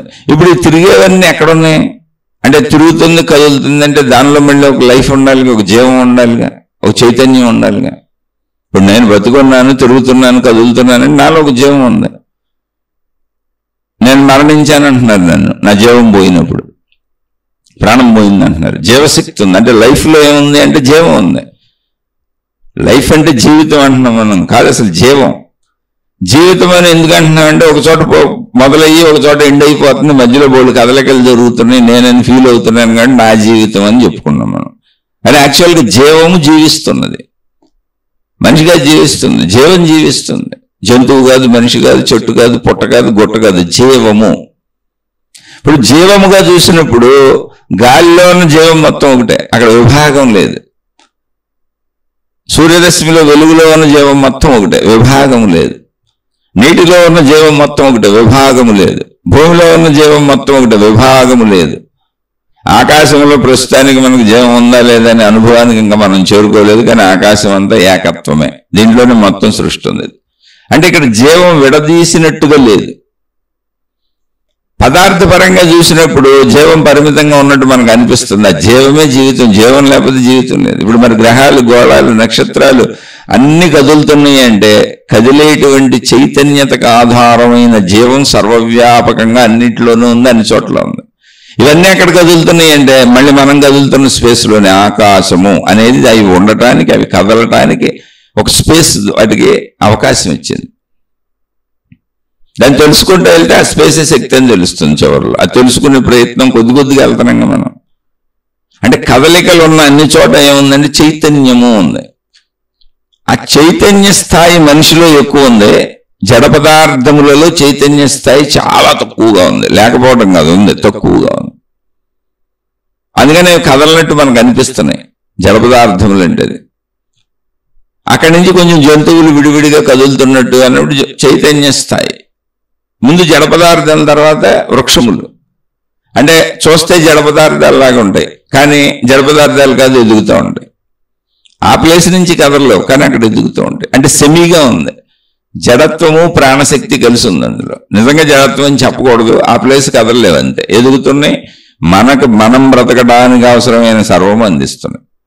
ఇప్పుడు ఎవరైనా మాంసాహారం తిని బతుకుతున్నారు అనుకోండి, కొన్ని దేశాల్లో శాకాహారం దొరకకపోవచ్చు, ఎడారి ప్రాంతాల్లో పంటలు పండకపోవచ్చు, కానీ మాంసాహార జంతువులకు ఆధారం ఏంటి? మళ్ళీ శాకాహారమే. మాంసాహార జంతువులన్నీ ఏ చెట్లో ఈ తిని బతకాలి. మీరు ఎక్కడి నుంచి ఎటు తీసుకెళ్ళినా లాస్ట్గా ఆధారం మళ్ళీ చెట్లు అవుతాయి. మళ్ళీ మాంసాహార జంతువులు కొన్ని, ఇప్పుడు పులి ఉంది, ఇంకో మాంసాహార జంతువుని చంపి తింటుంది. పాము ఉంది, ఇంకో మాంసాహార జంతువుని చంపి తింటుంది. దాని మాంసాహారం చంపి తింటుంది. కానీ అవన్నీ మళ్ళీ రూట్లో ఎత్తుక్కుంటూ వెళ్తే మళ్ళీ మొక్కలకే వస్తాయి, మళ్ళీ భూమికి వస్తాయి. అంటే ఇదంతా ఎందుకు చెబుతున్నానంటే ఎంత లింక్డ్గా ఉందో చూడండి అసలు జీవితం. చెట్టులోని ప్రాణశక్తి మనలోకి వస్తుంది, గాలిగా ఏకశక్తి, విడదీయటం కుదరదు. పంచభూతాలుగా ఏకశక్తి, విడదీయటం కుదరదు. అంటే ఇప్పుడు శక్తి అనేది ఏంటి? అదే లైఫ్ ఫోర్స్. లైఫ్ అదే. లైఫ్ అంటే జీవమే శక్తి. ఆ జీవమే శక్తి. అది మనలో పరిమితంగా పదార్థ భావనలో చూసుకుంటున్నాం ఈ శరీరం నేనని. అయితే అదేం అబద్ధం కాదు, నిజమే. కానీ జీవపరంగా చూసినప్పుడు అదే విస్తృతంగా ఉంది, పరిమితంగా లేదు. ఇప్పుడు చెట్టు వేరు, నేను వేరు. కానీ చెట్టులో ఉన్న జీవశక్తి పళ్ళుగా, కాయలుగా, ఫలాలుగా, ఆహార ధాన్యాలుగా నాలోకి వచ్చి జీవశక్తిగా మారిపోయింది. అంటే ఇప్పుడు జీవశక్తి పరంగా చెట్టుకి నాకు అభేదము, జీవశక్తి పరంగా చెట్టుకి నాకు అభేదం. మాంసాహారం తినేవాళ్ళు ఉన్నారనుకోండి, ఆ చేప తినో, రొయ్యలు తినో, లేకపోతే కోళ్ళు తినో, మేకలు తినో బతుకుతున్నారు. జీవశక్తి పరంగా దానికి నాకు అభేదం, పదార్థ పరంగా వేరు వేరు. అక్కడ వేరు భావన దేనికి ఉన్నది? పదార్థమునకు ఉన్నది. పదార్థం ఎలా బతుకుతున్నది? జీవశక్తి వలన. పదార్థం ఎలా తయారవుతున్నది? జీవశక్తి వలన. జీవమే పదార్థముగా రూపాంతరం చెందుతున్నది. ఎలా అంటే జస్ట్ మన వరకు చూసుకుందాం, మనకు తెలిసిన వరకే చూద్దాం. మనకి తెలియని అప్పుడే అనందాత్మ జ్ఞానం వరకు మనం వెళ్ళిపోవద్దు. జస్ట్ తెలిసిన వరకు ఆలోచిద్దాం కొంచెం, జీవితము అంటే ఏంటని అన్నప్పుడు మీరు గమనించి చూడండి. అసలు మన పుట్టుకకు కారణం ఎవరు? అసలు ఎక్కడైనా పుట్టుకకు కారణం ఏంటి? జంతువులు తీసుకొని పోయి మనిషిగా ముందు మనం తీసుకున్నాం. అంటే తల్లిదండ్రులు. అంటే ఇంతకు ముందు మనం ఎక్కడన్నా దాక్కొని ఏదన్నా ఇంకో రూపంలో ఉండి ఇప్పుడు తల్లిదండ్రుల ద్వారా పుట్టామా? కాదు. తల్లిదండ్రులలోని శక్తి, తల్లిదండ్రుల్లో ఒక శక్తి ఉంది. జీవిస్తున్న జీవితంలో లైఫ్ ఫోర్స్ ఉంది, అన్నింటిలోనూ ఉంది. ఆ మొక్కల్లో శక్తి మనిషిలో శక్తి అవుతుంది. మనం తీసుకున్న ఆహార ధాన్యాలే మనలో మనం తిన్నవన్నీ ఏమవుతున్నాయి? పచనమైపోయి రక్తంగా మారుతున్నాయి. ఆ రక్తమే మళ్ళీ కొంత భాగం మాంసం అవుతుంది. మళ్ళీ మాంసం అయిన కంటే ఆ ప్రపోర్షన్ అంటే ఏది ఎంత అవ్వాలి అనేది సృష్టి నియమించి పెట్టేసింది. ఆ డిజైనింగ్లో ఉంది. మన ప్రమేయం ఏం లేదు. మనం ఉన్న దాన్ని గమనించటమే. జ్ఞాన విస్తృతి కోసం, సత్య విస్తృతి కోసం విషయం తెలుసుకుంటున్నాం అంతే. పరిమిత భావంలో ఉండిపోకుండా, పదార్థ భావంలో ఉండిపోకుండా. యాక్చువల్గా మనం పదార్థ భావంలో ఉండిపోతున్నాం. ఇప్పుడు శక్తి భావాన్ని తెలుసుకుంటున్నాం చుట్టూ ఉన్న అన్నిట్లో. అది మనలోనూ ఉంది, అన్నిట్లోనూ ఉంది. అసలు మనం బతకడానికి ఆ శక్తి ఆధారమైంది. అదే లైఫ్, అదే లైఫ్ ఫోర్స్, అదే జీవితం, అదే జీవం. లైఫ్ అంటే నా జీవితం కాదు.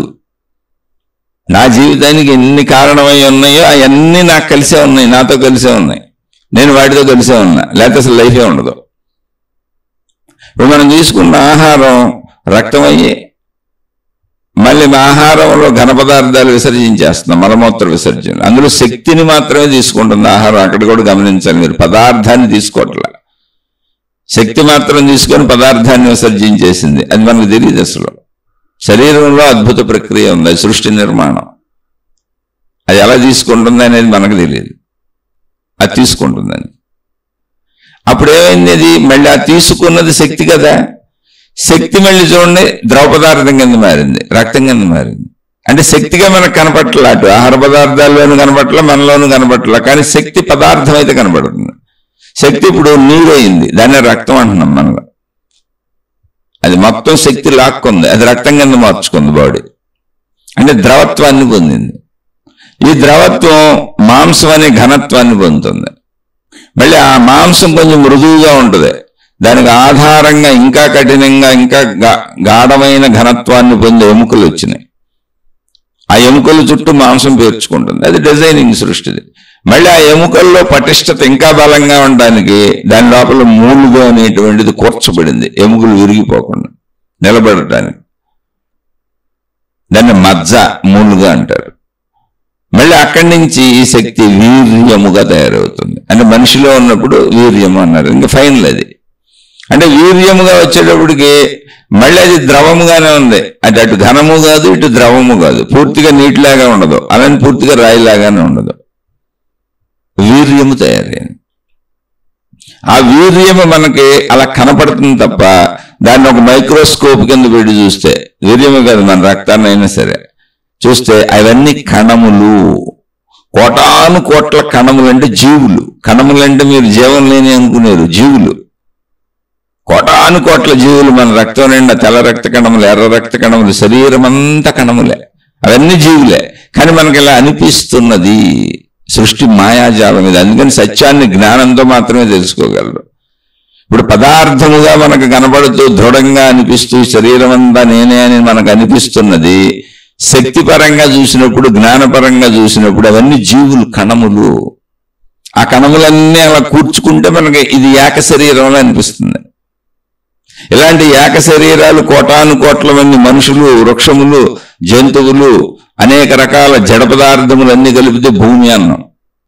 ఇలాంటివి భూములు, ఇలాంటివి ఎన్నో మొత్తం విశ్వము అన్నాం. వాటిని కోటాను కోట్లు ఉన్నాయి, విశ్వము అన్నాం. విశ్వం మొత్తానికి ఆధారంగా అసలు ఇవి ఉండటానికి ఆధారం ఏంటంటే స్పేస్, ఆకాశము, ఇవన్నీ అందులో ఉన్నాయి. అన్ని కణములు కలయిక. ఇప్పుడు మన శరీరం అంతా కణములే ఉన్నాయి. కానీ నేను ఒక జీవిని మనం అనుకుంటున్నాం, కాదు, మనలో కోటాను కోట్ల జీవులు ఉన్నాయి, కణములన్నీ. అలా మన వీర్యం కానీ, మన రక్తం కానీ, మన మాంసం కానీ ఏది విడదీసినా అది కణజాలమే. ఇప్పుడు ఆ వీర్యమును మనకి వీర్యం ఉరికిన ఒక ద్రవంలా కనబడుతుంది, రక్తం ద్రవంలా కనబడుతుంది. దాన్ని మైక్రోస్కోప్ కింద పెడితే సుమారు 1,00,000 రెట్లు పెంచుద్ది. అది పెంచి చూపిస్తుంది మనకి. అప్పుడు కణములు కదులుతూ కనబడతాయి మనకు. అంటే అంత చిన్న వాటిని చూడలేకపోతున్నాం అంతే. మన కంటి అమరిక ఎలా ఉందంటే అంత సూక్ష్మమైన వాటిని దర్శించే కంటి అమరిక లేకపోవటం వల్ల మనకు ఆ సత్యత అర్థం కావాలి. ఇదంతా మాంసంలో కనబడుతుంది. ఇప్పుడు దాన్ని జ్ఞానంలో గ్రహించాలి. ఇప్పుడు ఈ వీర్య కణము తల్లి గర్భంలోకి వెళ్ళినప్పుడు తల్లి గర్భంలో వీర్యం ఉత్పత్తి అయ్యి మళ్ళీ ఆ రెండు కలిసినప్పుడు, ఎందుకని అది కణమే, అది జీవమే. అక్కడ జీవమే ఉంది, జీవే ఉన్నాడు, కణం రూపంలో ఉన్న జీవి. ఆ కణముల కలయిక చేత మనిషి అనే జీవి పుట్టడం జరుగుతుంది. అది డిజైనింగ్, సృష్టి డిజైనింగ్, స్త్రీలో పురుషులో. కానీ ఆ కణములు జీవులే. ఈ రెండు కణములు కలిసి మళ్ళీ ఏకకణములుగా అక్కడ ఆ వాతావరణం ఏదో ఏర్పాటు చేసుకుని అదంతా సృష్టి ప్రక్రియ తల్లి గర్భంలో. అంటే మనం ఇప్పుడు ఇంతకు ముందు ఎక్కడ ఉన్నాం? తండ్రిలో శక్తిగా ఉన్నాం. ఎటువంటి శక్తిగా ఉన్నాం? వీర్య శక్తిగా ఉన్నాం. అంటే రక్తం అనుకోవచ్చు, అన్ని అనుకోవచ్చు, అన్ని మనమే. స్త్రీ పురుషులు కలిసినప్పుడు ఆ వీర్యోత్పత్తి జరుగుతుంది. అదొక నేచర్ పెట్టిన సహజ ప్రక్రియ.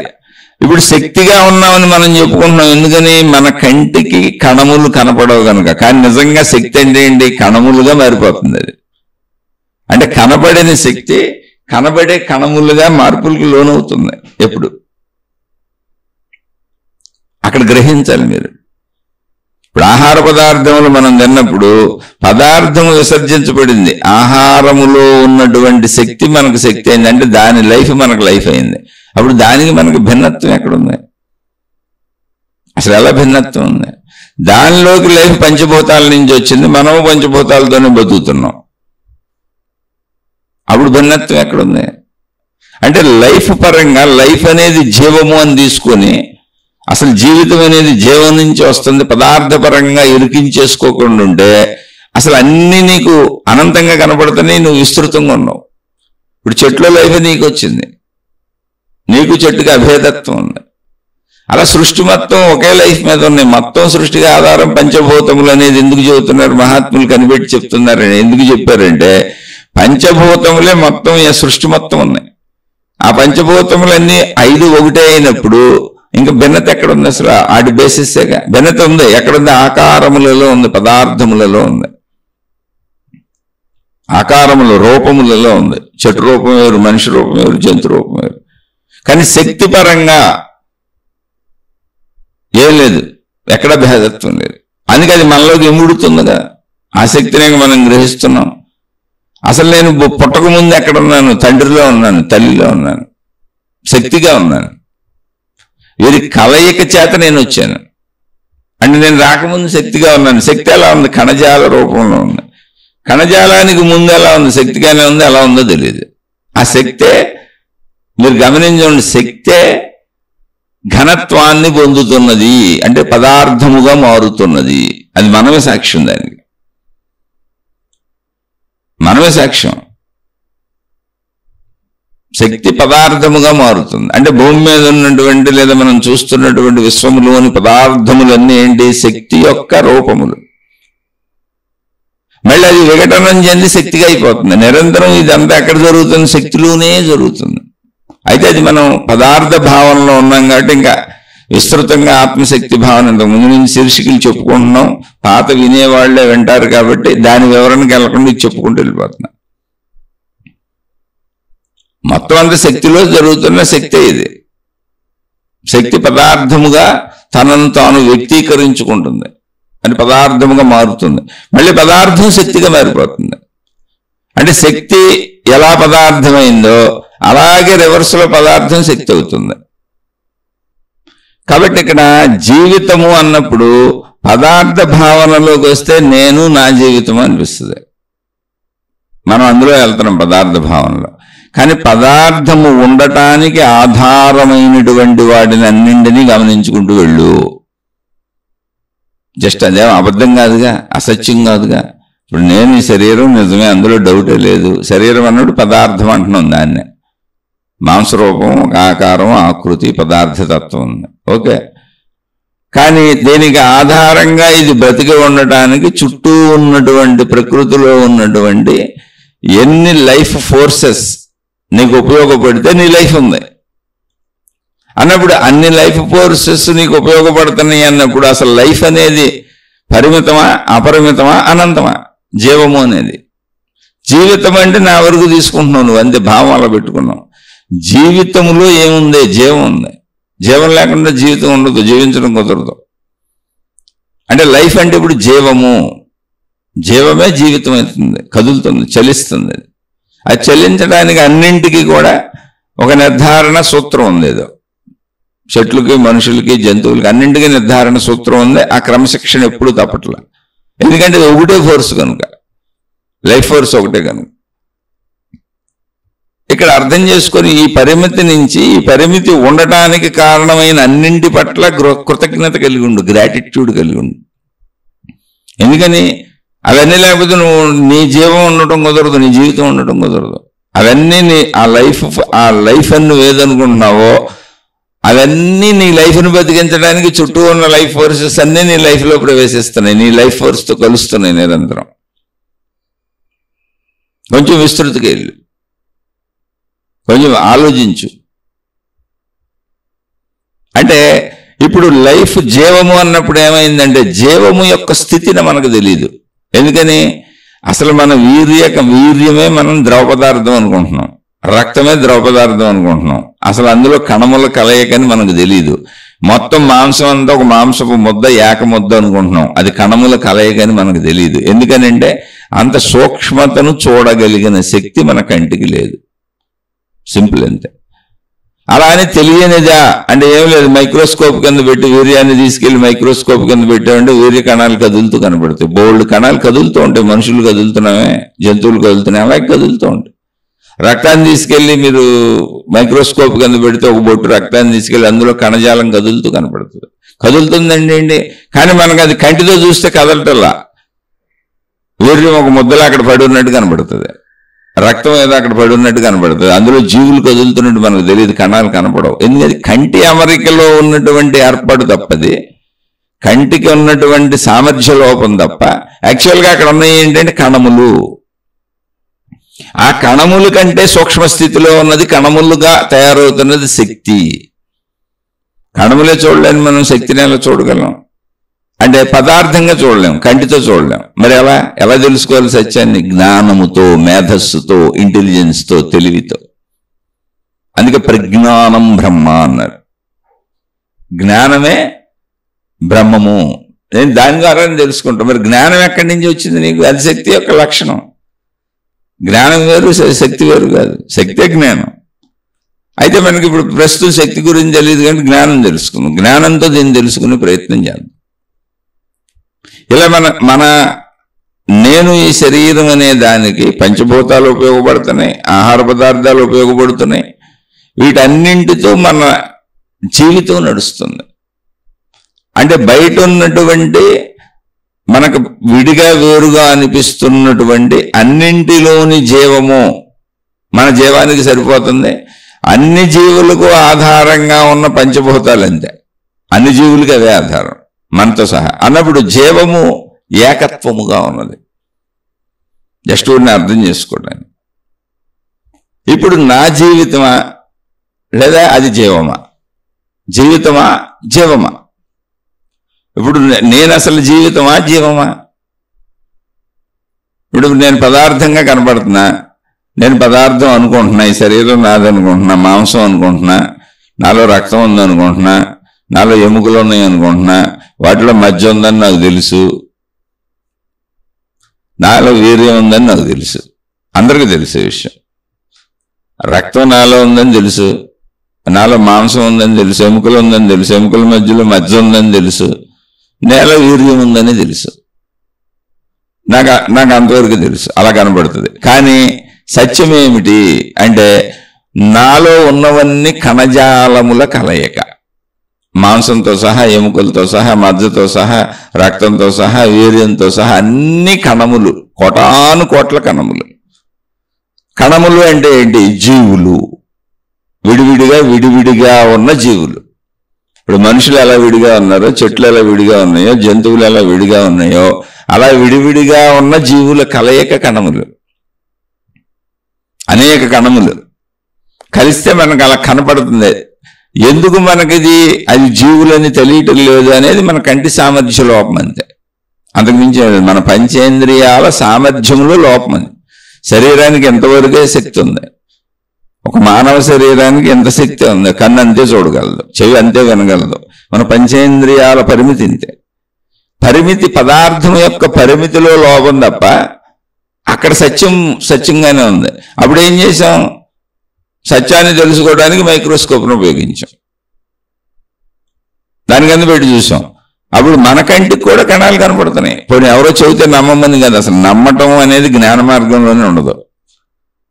జ్ఞాన మార్గం ఎప్పుడూ పరిశీలించుకుంటూ వెళ్ళటం. నన్ను పరిశీలించుకోవాలి, నన్ను నేను నమ్మితే అట్టగా ఎక్కడైనా సరే నన్ను నేను తెలుసుకోవాలి. ఇప్పుడు మనకు డబ్బులు కావాలి, పని చేయాలి, నమ్మితే డబ్బులు వస్తాయా?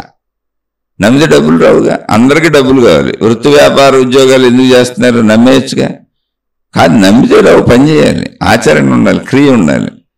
ఇక్కడ పరిశీలన పరిశోధన కూడా అదే. నమ్మకంతో ఏమవుతుంది, నా ఇంట్లో కూర్చొని నేను నమ్ముతాను, నేను దేవుణ్ణి ప్రార్థిస్తాను, మా మతపు దేవుడు ఉన్నాడు, మా మార్గపు దేవుడు ఉన్నాడు, మా గురువు గారు ఉన్నారు, మా మాతాజీ ఉంది, నేను ఇంట్లో కూర్చొని ప్రార్థనలు చేస్తాను, నాకు డబ్బులు వచ్చేస్తాయంటే అందరం చక్కగా ప్రార్థనలు చేసేవాళ్ళం, శ్రమ పట్టం ఎందుకు? రావు అన్నది సత్యం.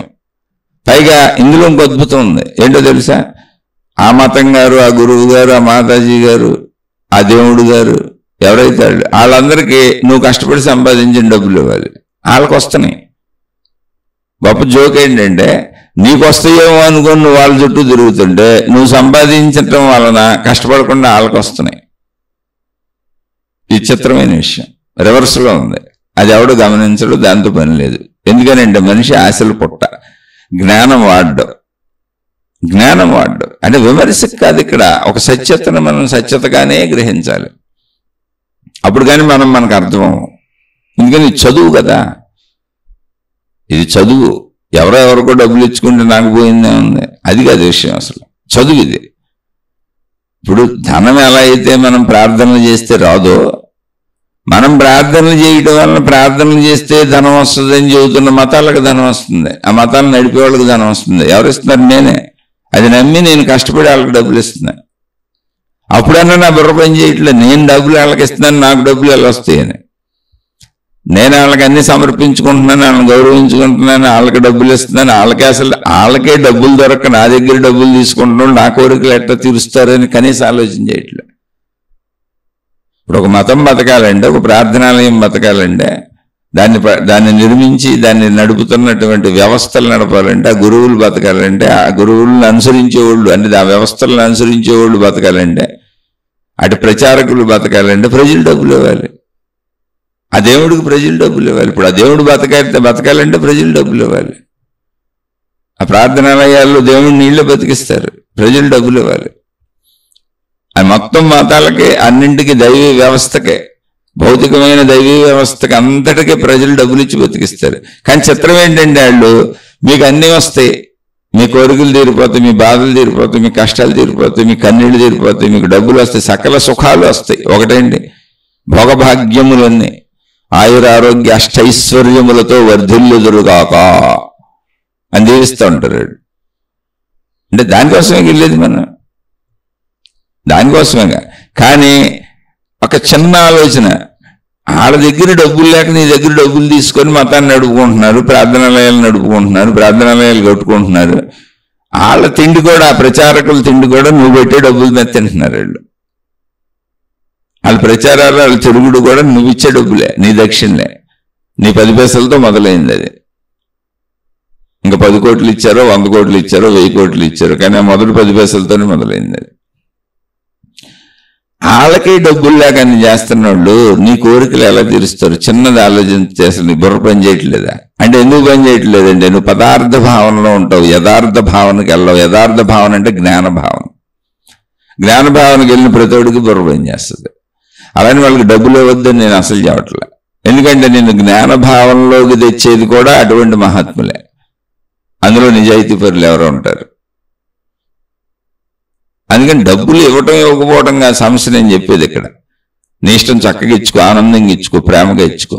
కానీ నీ దగ్గర డబ్బులు తీసుకొని వాళ్ళకే ధనం లేదని వాళ్ళ మతాన్ని బతికించుకొని, వాళ్ళ దేవుణ్ణి బతికించుకొని, వాళ్ళ ప్రచారాలకి వాళ్ళని వాళ్ళు బతికించుకుంటూ వాళ్ళకి అవసరమైన అన్ని నీ డబ్బులతో, నీ దక్షిణలతో, నీ 10 పైసలతో వాళ్ళు బతుకుతూ ఉన్నటువంటి వాళ్ళు నీ కోరికలు ఎలా తీర్చగలరు? ఆ మతమైనా, ఆ దేవుడైనా, ఆ గురువు అయినా, మాతాజీ అయినా నీకు ఎలా తీర్చగలరో నువ్వు ఆలోచించు ఒకసారి.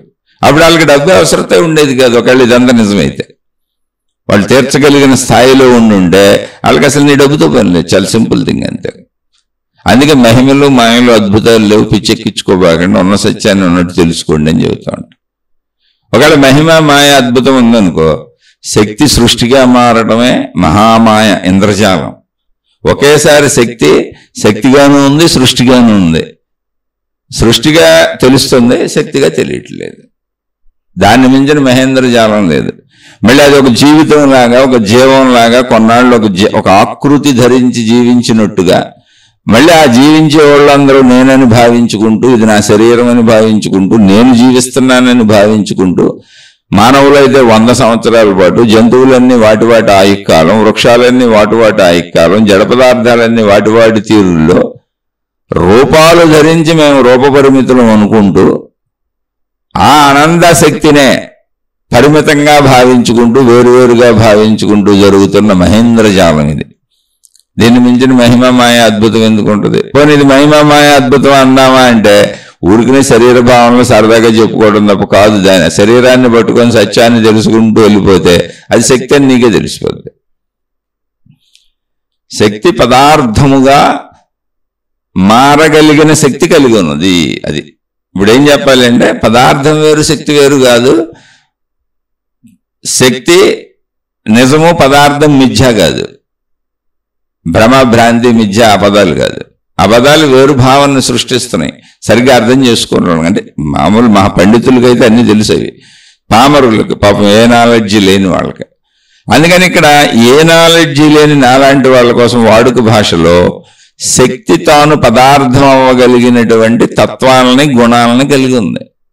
మళ్ళీ పదార్థమై తాను శక్తిగా మారిపోగలిగినటువంటి గుణములు కలిగి ఉంది. ఎందుకని ఇటు నుంచి అటు వెళ్ళగలదు, అటు నుంచి ఇటు రాగలదు. శక్తి తానే ఒక నిరాకార నిర్గుణ రూపం నుంచి, అంటే నిరాకారంగా ఉంది శక్తి, ఏ ఆకారం లేదు, నిర్గుణం ఏ గుణము లేదు, నుంచి ఆకార గుణాలను పొందగలదు, ఒక సాకార రూపాన్ని పొందగలదు, గుణతత్వాన్ని పొందగలదు. మళ్ళీ గుణతత్వం నుంచి సాకార రూపం నుంచి మారిపోయి మళ్ళీ నిరాకార నిర్గుణ శక్తిగా మారగలదు. అది దాని యొక్క ఎందుకు అని అడగబోకండి. అది దాని లక్షణం, అది దాని గుణం, అది దాని స్వభావం. దానికి ఆ శక్తికి ఉన్న శక్తి. ఇది ఇప్పుడు మనలోనే చూసుకుంటే మనం చెప్పుకున్నాంగా. ఇప్పుడు మనం వీర్యం అనేది మనకు ఎలా కనపడుతుంది, బ్లడ్ అనేది మనకు ఎలా కనపడుతుంది, దాన్ని మైక్రోస్కోప్ కింద పెడితే లక్షల రెట్లు పెద్ద చేస్తే కణములన్నీ తిరుగుతూ కనపడుతున్నాయి. అంతే సింపుల్. అలాగే ఒక మనిషి శరీరాన్ని, మొత్తం మనిషి శరీరాన్ని మైక్రోస్కోప్ లాంటి దాన్ని ఒక పెద్ద దాంట్లోంచి మనిషిని ఒక పెద్ద మైక్రోస్కోప్లో ఉండే గ్లాసెస్ ఏమన్నా ఒక పెద్ద తయారు చేసి మనిషి శరీరాన్ని 1,00,000 రెట్లు పెంచి చూస్తే మన చర్మ రంధ్రాలు పెద్ద పెద్ద స్పేసులుగా కనపడతాయి, పెద్ద పెద్ద ఖాళీగా కనపడతాయి. అంటే 1,00,000 రెట్లు పెంచి మనం చూస్తే, ఇలా అసలు మనకంటే 1,00,000 రెట్లు చిన్నగా ఉన్న ఒక దోమను తీసుకోండి. ఇప్పుడు ఒక దోమకు మనిషి ఎలా కనపడతాడు అంటే మనిషిలో అస్సలు కనపడ్డు. మన చర్మ రంధ్రములని అంటే కణజాలములు కదా, మన చర్మం కానీ మన శరీరం కానీ మొత్తం ఏంటి కణముల కలయిక. ఇప్పుడు దోమ సైజుకి, ఏక సైజుకి, ఆ చిన్న చిన్న బ్యాక్టీరియా సైజుకి ఈ కణములు పెద్దగా కనబడతాయి. ప్రతి కణములోనూ స్పేస్ ఉంది, కణములన్నింటిలోనూ స్పేస్ ఉంది. అందుకని మనం ఏక మనిషిగా దానికి కనపడం. మనం ఏక మనిషిగా దానికి కనపడకపోవటం వలన మన కణములలోని స్పేస్ దానికి ఎలా కనపడుతుంది అంటే ఒక మనిషి ఒక దోమకి ఎలా కనపడతాడు అని కరెక్ట్గా చెప్పాలంటే, మనకి ఆకాశములు రాత్రిపూట మనం చూస్తున్నప్పుడు నక్షత్రములు ఆకాశం ఎలా కనబడుతుందో మనం అలాగే కనపడతాం దోమకి. మనకు చూడండి, నక్షత్రములు మెరుస్తూ మధ్యలో ఖాళీలు ఉన్నట్టు కనబడతా ఉంటుంది, నక్షత్రములు దూరంగా ఉన్నట్టు కనబడతా ఉంటాయి. సేమ్ మనలో కణజాలం అంతా కూడా అలా దూరంగా ఉన్నట్టుగా కనబడుతూ మధ్యలో స్పేస్ ఉన్నట్టు కనబడుతూ ఉంటుంది ఆ జీవులన్నీ. అందుకని మనిషి దగ్గరికి వచ్చి చచ్చిపోతూ ఉంటాయి. మనిషి అయితే ఎందుకు వస్తే చంపేస్తాడని వాడికి తెలియదండి. అసలు తెలియదు వాడికి మనిషి అనేవాడు ఒకడు ఉన్నాడని తెలియదు. అంటే వాడి నిర్మాణం, వాడి శరీర నిర్మాణం అంతే. మొట్టమొదట్లో చెప్పుకున్నాం, చేప నీటిని ఖాళీ అనుకొని ఆకాశం అనుకొని తిరుగుతుంది. అలా వేటికవి అనుకునేలా వాటి శరీర నిర్మాణం ఉంది. మనం కూడా అలా అనుకునేలా మన శరీర నిర్మాణం ఉంది. ఇప్పుడు దోమ శరీరంలో ఇరుక్కుపోయి నేను దోమనని దాని పరిమితిలోనే ఆ లోకంలో జీవిస్తుంది. అది దోమలోకం, ఏకకి ఏకలోకం, చీమకి చీమలోకం, చేపకి చేపలోకం. దేని లోకం దాన్ని. అందుకనే లోకా సమస్త సుఖినోభవంతు అంటే ఇది అంతే తప్ప ఇయో అనేక లోకాలు ఉన్నాయి కాదు, మొత్తం ఒకటే లోకం. అదే ఆకాశలోకం. అది ఆకాశమే అనంత ఆత్మశక్తి లోకం. ఆత్మశక్తి అదే. దానిలోనే అన్నీ ఉన్నాయి, దానితోనే అన్నీ ఉన్నాయి. అంటే శక్తి పదార్థంగా మారగలదు, పదార్థం శక్తిగా మారగలదు. దానికి ఉదాహరణ మనమే. మనం పుట్టకముందు ఎక్కడ ఉన్నాము అంటే తండ్రిలో ఉన్నాం. తండ్రిలోకి ఎక్కడి నుంచి వచ్చాం అంటే శక్తి స్వరూపం. మనం తీసుకుంటున్న ఆహార పదార్థాలలో ఉన్న శక్తిని మన శరీరం గ్రహించుకొని అందులో ఉన్న పదార్థ తత్వాన్ని అంటే పంచభూత లక్షణాలను వదిలేసింది, వ్యర్థాన్ని. అందుకే మనం వదిలిన వ్యర్థం భూమిలో కలిసిపోద్ది, నీరులో కలిసిపోద్ది. వ్యర్థాలు వదిలేస్తాం, మలమూత్రాలు. మరి శక్తి ఎలా తీసుకుందండి? అసలు ఎందుకు మనం తింటాం? ఆహార పదార్థాలు తినటం ఎందుకు? మనం డైరెక్ట్గా శక్తినే తీసుకోవచ్చు. అంటే శక్తి మనకు కనపడేటట్టు లేదు మన కంటామరకి. అది ప్రాబ్లం అక్కడ. మన శరీర నిర్మాణం కూడా ఆహార పదార్థాలు తిని శక్తిని గ్రహించేలా శరీరం తయారు ఎలా ఉంది. జీవులన్నిటికంతే. అందుకని జీవభ్రాంతి నుంచి జీవము అనేటువంటి సత్యానికి ఎదుగు. జీవభ్రాంతిది నీకు అనిపిస్తున్నది. ఇంద్రజాలం, మహేంద్రజాలం. అయితే ఎవరన్నా చేశారా? చేయలేదు. సృష్టి లక్షణం నీకు అర్థం అవడం కోసం దాన్ని మాయని, భ్రాంతిని, భ్రమని, మిథ్య అని పదాలు వాడారు తప్ప అసలు అక్కడ మిథ్య లేదు, మాయ లేదు, భ్రాంతి లేదు, భ్రమ లేదు. ఎందుకని? జీవము, జీవితము, పదార్థము వేరు వేరు కాదు. జీవము పదార్థతత్వాన్ని పొందే లక్షణమును కలిగి ఉన్నది అంతే. దానికి బయట మనం కనుక్కోవడానికి తెలియదు, మనలోనే కనుక్కోవచ్చు. మనం చూసుకోవటమే. ఆహార పదార్థాలలోని శక్తిని తీసుకుంటుంది శరీరం. ఎలా తీసుకుంటుందో మనకు తెలియదు. ఎందుకని? శక్తి కనపట్ల, పదార్థాలు కనపడుతున్నాయి. కానీ లోపలికి వెళ్ళిపోయినాక జీర్ణ ప్రక్రియ ఏదో జరుగుతుంది. అంతర్గత శరీర అవయవాలకి శక్తిని గ్రహించే శక్తి ఉంది, అది మనకు తెలియదు. ఆ సారాన్ని తీసుకుంటున్నాయి. పేగులంతా పచ్చనమైపోయినాక అందులో ఉన్న ద్రవత్వ స్వారాన్ని పీల్చుకొని పిప్పిని వదిలేస్తాయి. మరి ఆ శక్తిని ఎలా తీసుకుంటుందో ఆ ప్రాసెస్ మనకు తెలియదు. శక్తి దర్శనం లేదు. ఎప్పుడూ శక్తి దర్శనం లేదు. అసలు శక్తి దర్శనం ఉండదు. ఎందుకంటే శక్తి అనుభవం, మనమే, జ్ఞానానుభవం. శక్తి పదార్థంలాగా అనుభవం కాదు, జ్ఞానానుభవం. శక్తి దర్శనం లేదు అంటే చేపకి ఇప్పటికీ నీటి దర్శనం ఉండదు. శక్తి దర్శనం ఎందుకు లేదు అంటే చేపకి ఇప్పటికీ నీటి దర్శనం ఉండదు. ఎందుకని? అది ఖాళీ అనుకుంది కదా, తిరుగుతుంది. దర్శనం అంటే కంటితో చూసేది కదా. కానీ చేపకి బోధ చేస్తే నేను నీరనే లోకములో ఉన్నాను, నాకు నీరనే లోకము ఖాళీ వలె కనిపిస్తున్నది, దానికి పేరు మనుషులు పెట్టిన పేరు నీరు, కాబట్టి నేను నీటి లోకములో ఉన్నాను అనేది బోధల ద్వారా, అది జ్ఞానము ద్వారా తర్కించుకొని జ్ఞానంతో గ్రహించవచ్చు చేప. అలాగే మనం ఆకాశం అనేటువంటి శక్తి సాగరములో ఉన్నాము అనేటువంటిది జ్ఞానంతో గ్రహించవచ్చు తప్ప ఆకాశాన్ని ఎప్పటికీ చూడలేము. చూస్తే ఖాళీ అంటున్నాం, కళ్ళు కదా, చూసేది పదార్థం కదా, పరిమితం కదా. అందుకని అపరిమితానికి ఎదగటమే. అపరిమితానికి ఎదగటం అంటే ఏంటి? పదార్థ భావం నుంచి, దేహభావం నుంచి జీవభావంలోకి రావడం, శక్తితత్వంలోకి రావడం. అలానే పదార్థం తప్ప అంటే కాదు, శక్తేగా పదార్థం అయ్యేది. జీవమేగా జీవుడు. జీవం వేరు, జీవుడు వేరు కాదు. జీవుడు అంటే పదార్థం. పదార్థంలో జీవం ఉంది, అందుకని జీవుడు ఉన్నాడు. జీవము జీవుడిని విడదీయటం కుదరదు, అది దాని లక్షణం. అలా మనం తీసుకున్న ఆహారం ఏమైంది? శక్తిగా తెలియలేదు, ద్రవత్వాన్ని పొంది రక్తంగా మారింది, రక్తం మాంసంగా మారింది, మళ్ళీ ఘనత్వాన్ని పొందుంది, మళ్ళీ దాని నుంచి ఇంకా ఘనత్వాన్ని పొంది ఎముకలైంది, మజ్జ అయింది, అక్కడి నుంచి వీర్యమైంది, మళ్ళీ దాని నుంచి మనుషుల ఉత్పత్తి అయింది. ఇవన్నీ పరిశీలిస్తే వీర్యంలోనూ కణాలే ఉన్నాయి, రక్తంలోనూ కణజాలమే ఉంది. కణజాలం అంటే మళ్ళీ చెబుతున్న జీవులు, అనేక జీవులు. అంటే ఒక మనిషిలో ఇప్పుడు ఎంతమంది జీవులు ఉన్నారంటే కోటాను కోట్లు అంటాను, అంటే ట్రిలియన్లు బిలియన్లు అని లెక్క చెబుతారు సైంటిస్టులు. ఉంది లెక్క. నేను అవి ఎందుకు చెప్పట్లేదు లెక్కలంటే, అసలు ఊరికినే ఎక్కడో అలా గేదెల దోలికెళ్ళి, ఇప్పుడు అందరి దగ్గర సెల్ ఫోన్లు ఉంటున్నాయి కదా, ఆ పొలంలో కూర్చొని ఆ గేదెలు మేస్తుంటే చెట్టు కింద కూర్చొని ఓ తాతగారు ఓ మామగారు ఏదో ఒక చదువురాని చిన్న బొడ్డోడు ఊరికినే తెలుగు వినగలిగిన వాడు ఆ సెల్లో పెట్టుకొని ఏంటంటే వాడికి ఆత్మజ్ఞానము, ఆత్మతత్వము, తన స్వీయతత్వము తెలియాలని వాడుక భాషలో చెబుతుంది. వాడికి కూడా అర్థం అవ్వలేదు. ఎందుకంటే వాడికి అర్థమైపోతే అంటే మరి వాడు కూడా అనంతత్వమేగా, వాడు కూడా శరీరమేగా. ఇందులో చదువుకి సంబంధమే ఉంది. అసలు చదువు మనం ఏర్పాటు చేసుకున్న వ్యవస్థ అంతే. కాబట్టి ఎవరికాళ్ళ గురించి తెలియాలి. ఆత్మజ్ఞానం, ఆధ్యాత్మిక చదువుకి అర్హత లేదు. మనిషి అయి ఉంటే ప్రతి చాలు, నువ్వు మనుషులు మాట్లాడుకునేదంతా నీకు అర్థమవుతే చాలు, నీకు తెలిసిపోతుంది. అందుకని ఆ పదజాలమే ఉపయోగిస్తున్నా సామాన్య వాడుక భాషలు. అందుకే దీనికి ఆధారంగా బోల్డు సంస్కృత గ్రంథాలు ఉన్నాయి, ఉపనిషత్తులు ఉన్నాయి, వేదాలు ఉన్నాయి. వాటిలోంచి ఉదహరిస్తూ చెప్పొచ్చు. బోల్డు గ్రంథాలు ఉన్నాయి, మహాత్ములన్నీ ఉదహరిస్తూ చెబుతారు.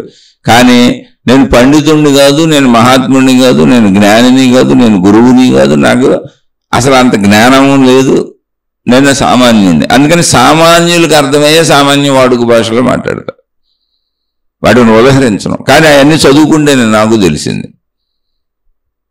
తెలిసింది కన్నా కూడా చదువు అవన్నీ చదువుకుంటేనే అని చెప్పిన ఇంటేనే.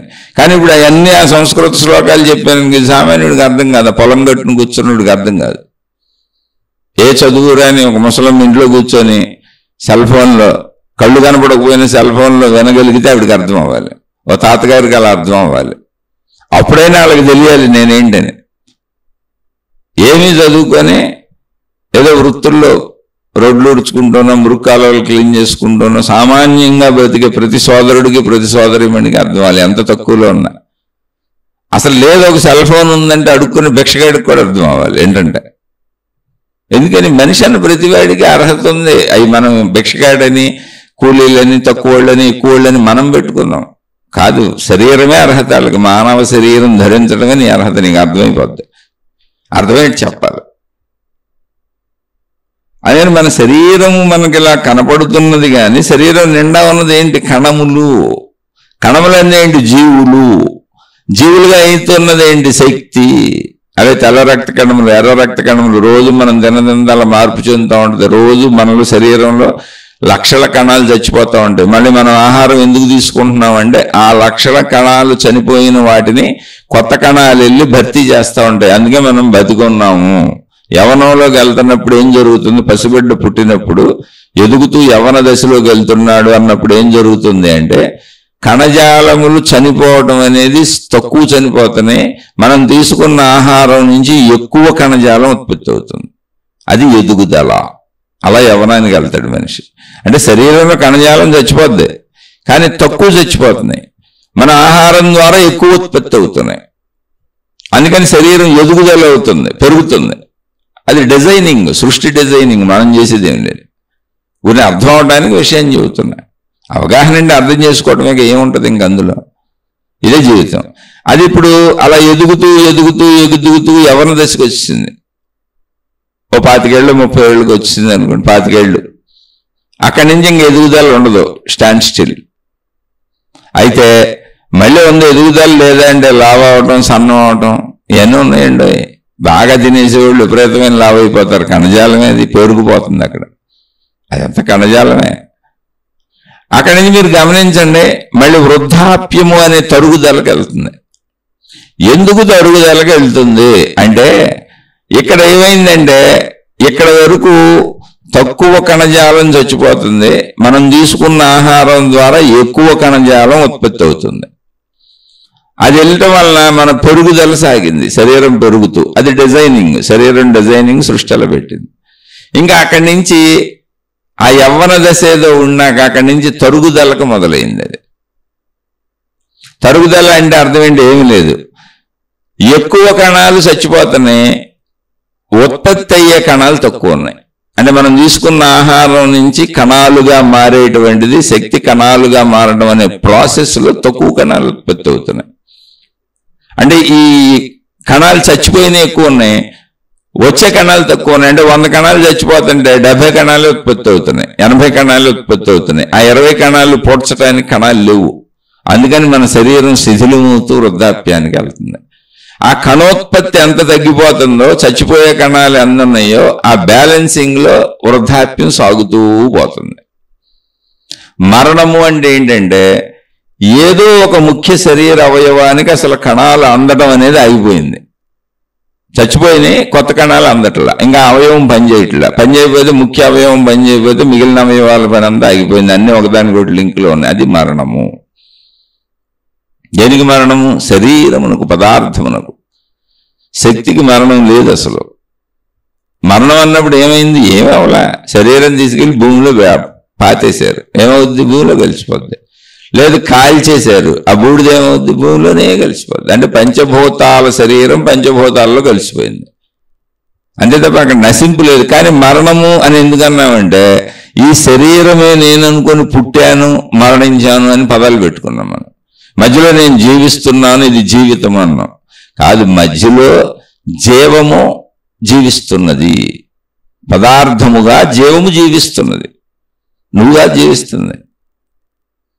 నువ్వు రాకముందు జీవంగానే ఉన్నావు, పదార్థంగా శరీరం ధరించక ముందు నువ్వు జీవంగానే ఉన్నావు. ఎక్కడున్నావు? మొత్తం సృష్టి అంతా ఎత్తుక్కుంటానండి. మా నాన్న మా అమ్మ నేను పుట్టాను అందాం అనుకున్నాం. దానికి ముందు ఆహార పదార్థాలు తిండి పుట్టాను. వాళ్ళకి శక్తి ఎక్కడి నుంచి వచ్చి ఆహార పదార్థాలు అంటే ఆహార పదార్థాల్లో ఉన్న ఆహార పదార్థాల్లోకి ఉండటానికి శక్తి ఆ చెట్లకి ఎక్కడి నుంచి వచ్చింది? పంచభూతాల నుంచి వచ్చింది. అంటే అంతకుముందు ఎక్కడున్న పంచభూతాల్లో ఉన్నాయి. పంచభూతాలన్నీ వేరువేరుగా ఉన్నాయా? కాదు, అన్నీ ఆకాశ స్వరూపం, ఆకాశం యొక్క లక్షణములు.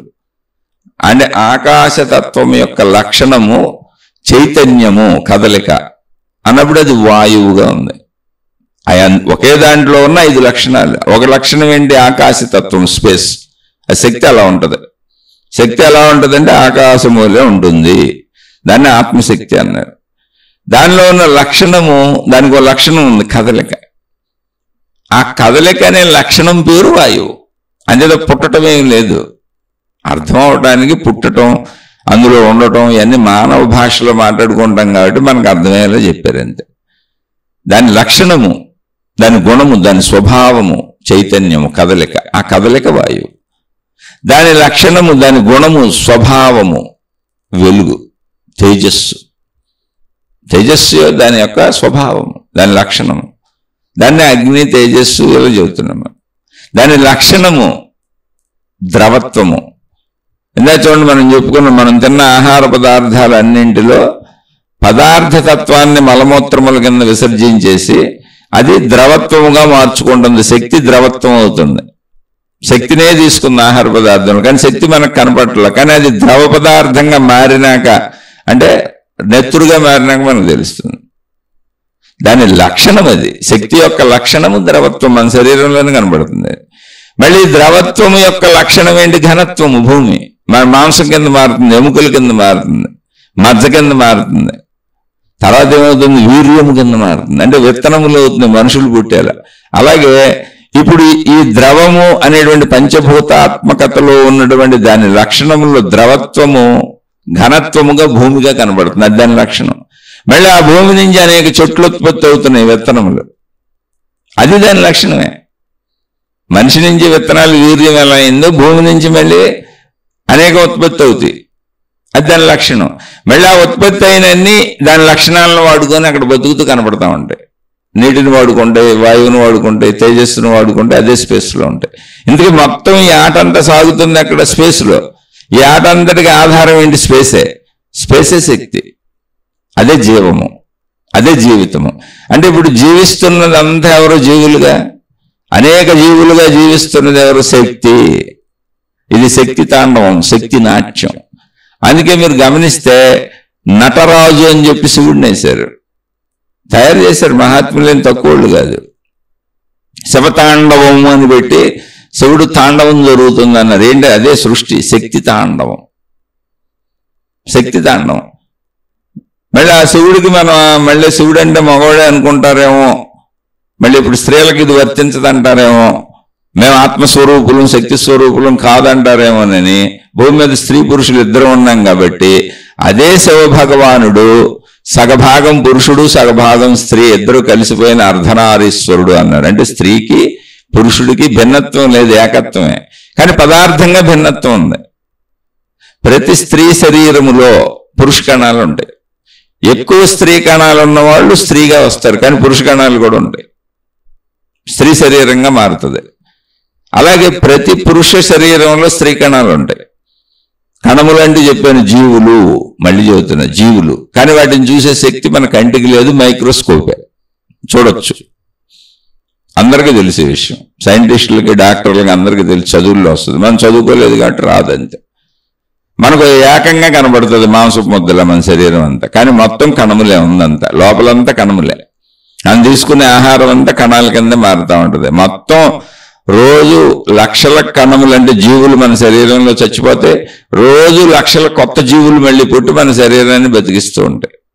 అసలు మొత్తం బయట సృష్టి ఎంత జరుగుతుందో, ఆకాశంలో ఎంత సృష్టి ఉందో, గ్రహాలు గోళాలు నక్షత్రాలు యూనివర్స్ అని మనం ఏమన్నామో, ఆ యూనివర్స్ ఎంత ఉందో అంతా మన శరీరంలో జరుగుతూనే ఉంది. మనం కూడా యూనివర్సే.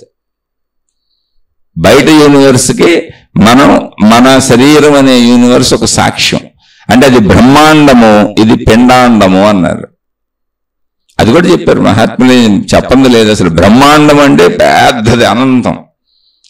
దానికి స్మాల్ సైజ్ రూపు మనిషి, జీవుడు, ఇది పిండాండము అన్నారు.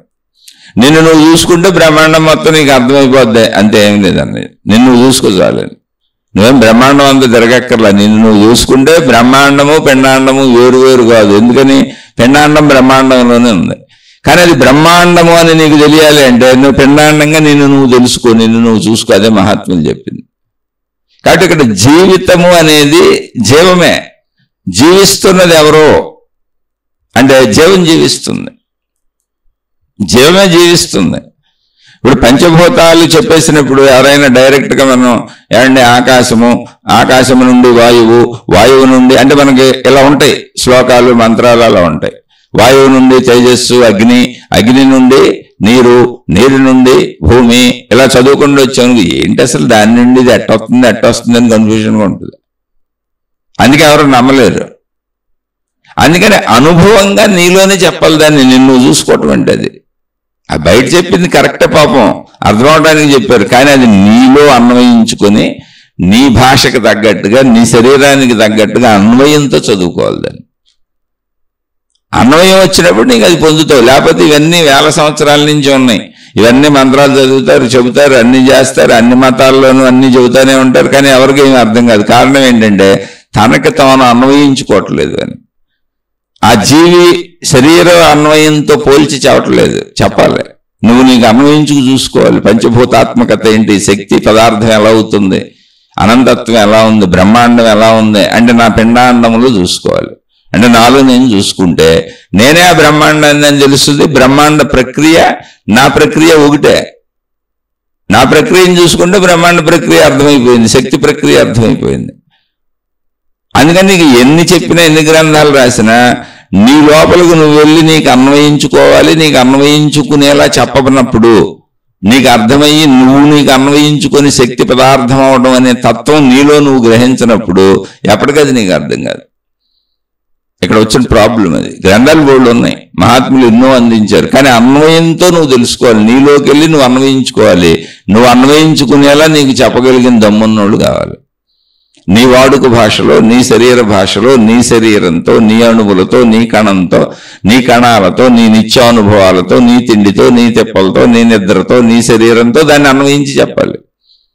ఎందుకని అది అలాగే ఉంది. అది లేకపోతే నీకు ఎప్పటికీ అర్థం కాదు. అది బయట ఉందంటే నీకు ఎలా అర్థమవుతుంది? అసలు మతాలు బయట ఉంటాయి, మార్గాలు బయట ఉంటాయి, దేవుళ్ళు బయట ఉంటారు, గురువులు బయట ఉంటారు, మాతాజీలు బయట ఉంటారు, ప్రచారకులు బయట ఉంటారు, ప్రచారాలు బయట ఉంటాయి, సాధనలో సాంప్రదాయాలు, ఆచారాలు, పద్ధతులు అన్నీ బయట ఉంటాయి, నీ లోపల ఉండవు. అవన్నీ మనుషులు తయారు చేసుకున్నాయి. మనం సెల్ ఫోన్ తయారు చేసుకున్నట్టు బ్రష్లు, టూత్ పేస్ట్లు, టంగ్ క్లీనర్లు, దువ్వెన్లు, అద్దాలు, ఇలా అనేక వస్తువులు తయారు చేసుకున్నట్టు వాటిని కూడా తయారు చేశారు అంతే.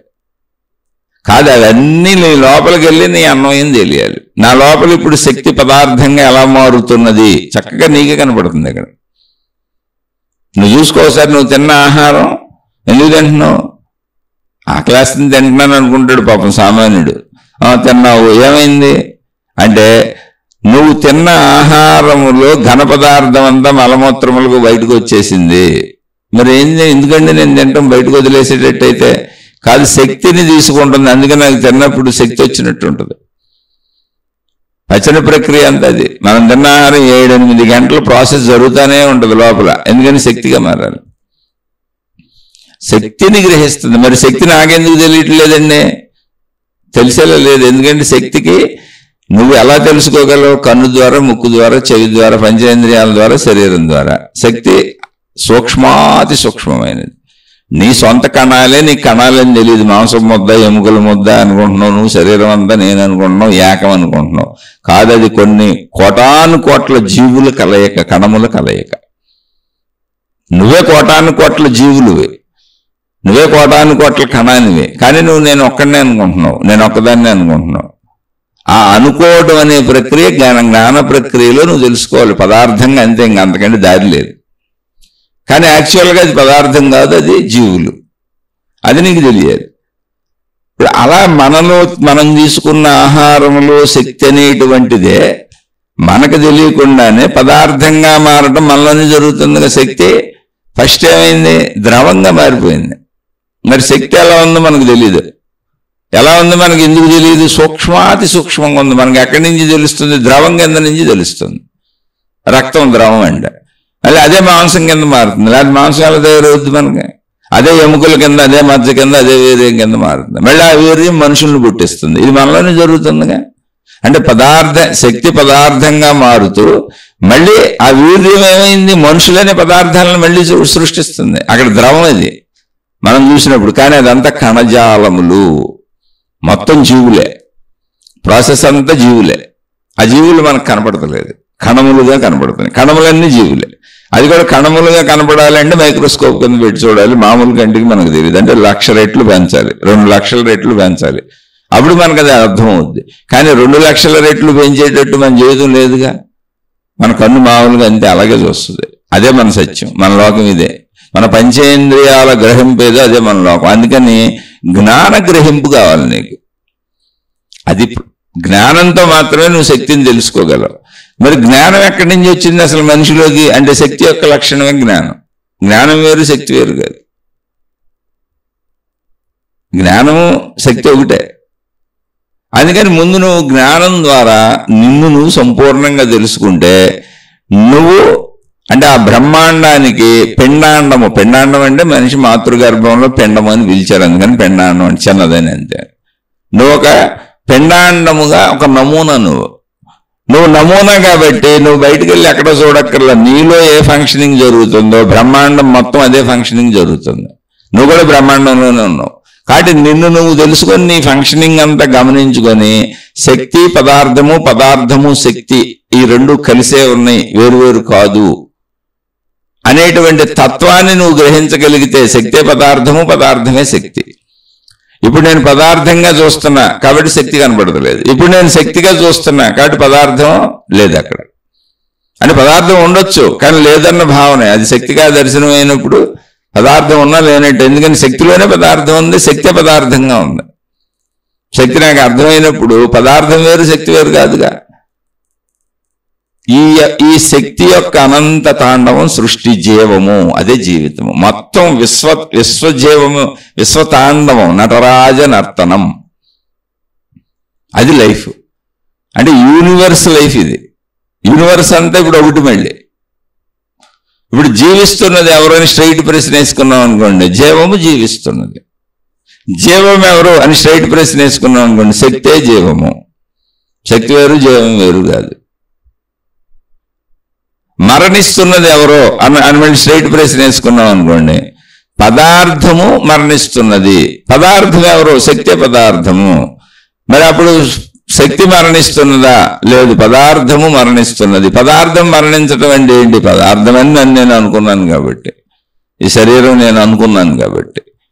మరి నిజంగా మరణించడం అంటే ఏంటి? ఏం లేదు, పంచభూతాలతో వచ్చింది, పంచభూతాల్లో కలిసిపోయింది. పంచభూతాలంటే శక్తిమయమేగా. మరి ఆహారం, మొక్కలు ఇవన్నీ అక్కడి నుంచి వస్తున్నాయిగా.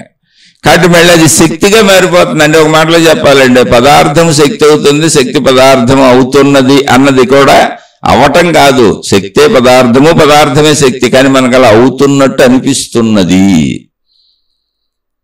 మనం మాట్లాడుకునేటప్పుడు అలాగే చెప్పుకోవాలి.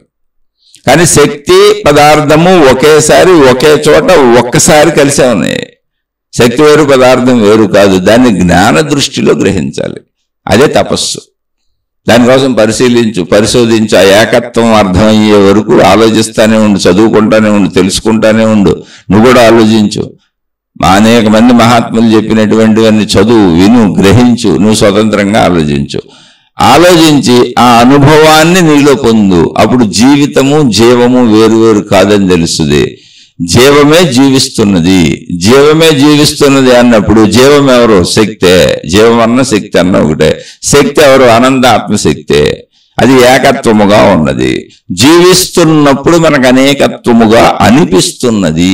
అంతే, అనిపిస్తున్నది. ఇప్పుడు అద్దాల మందిరాలని కడతారు.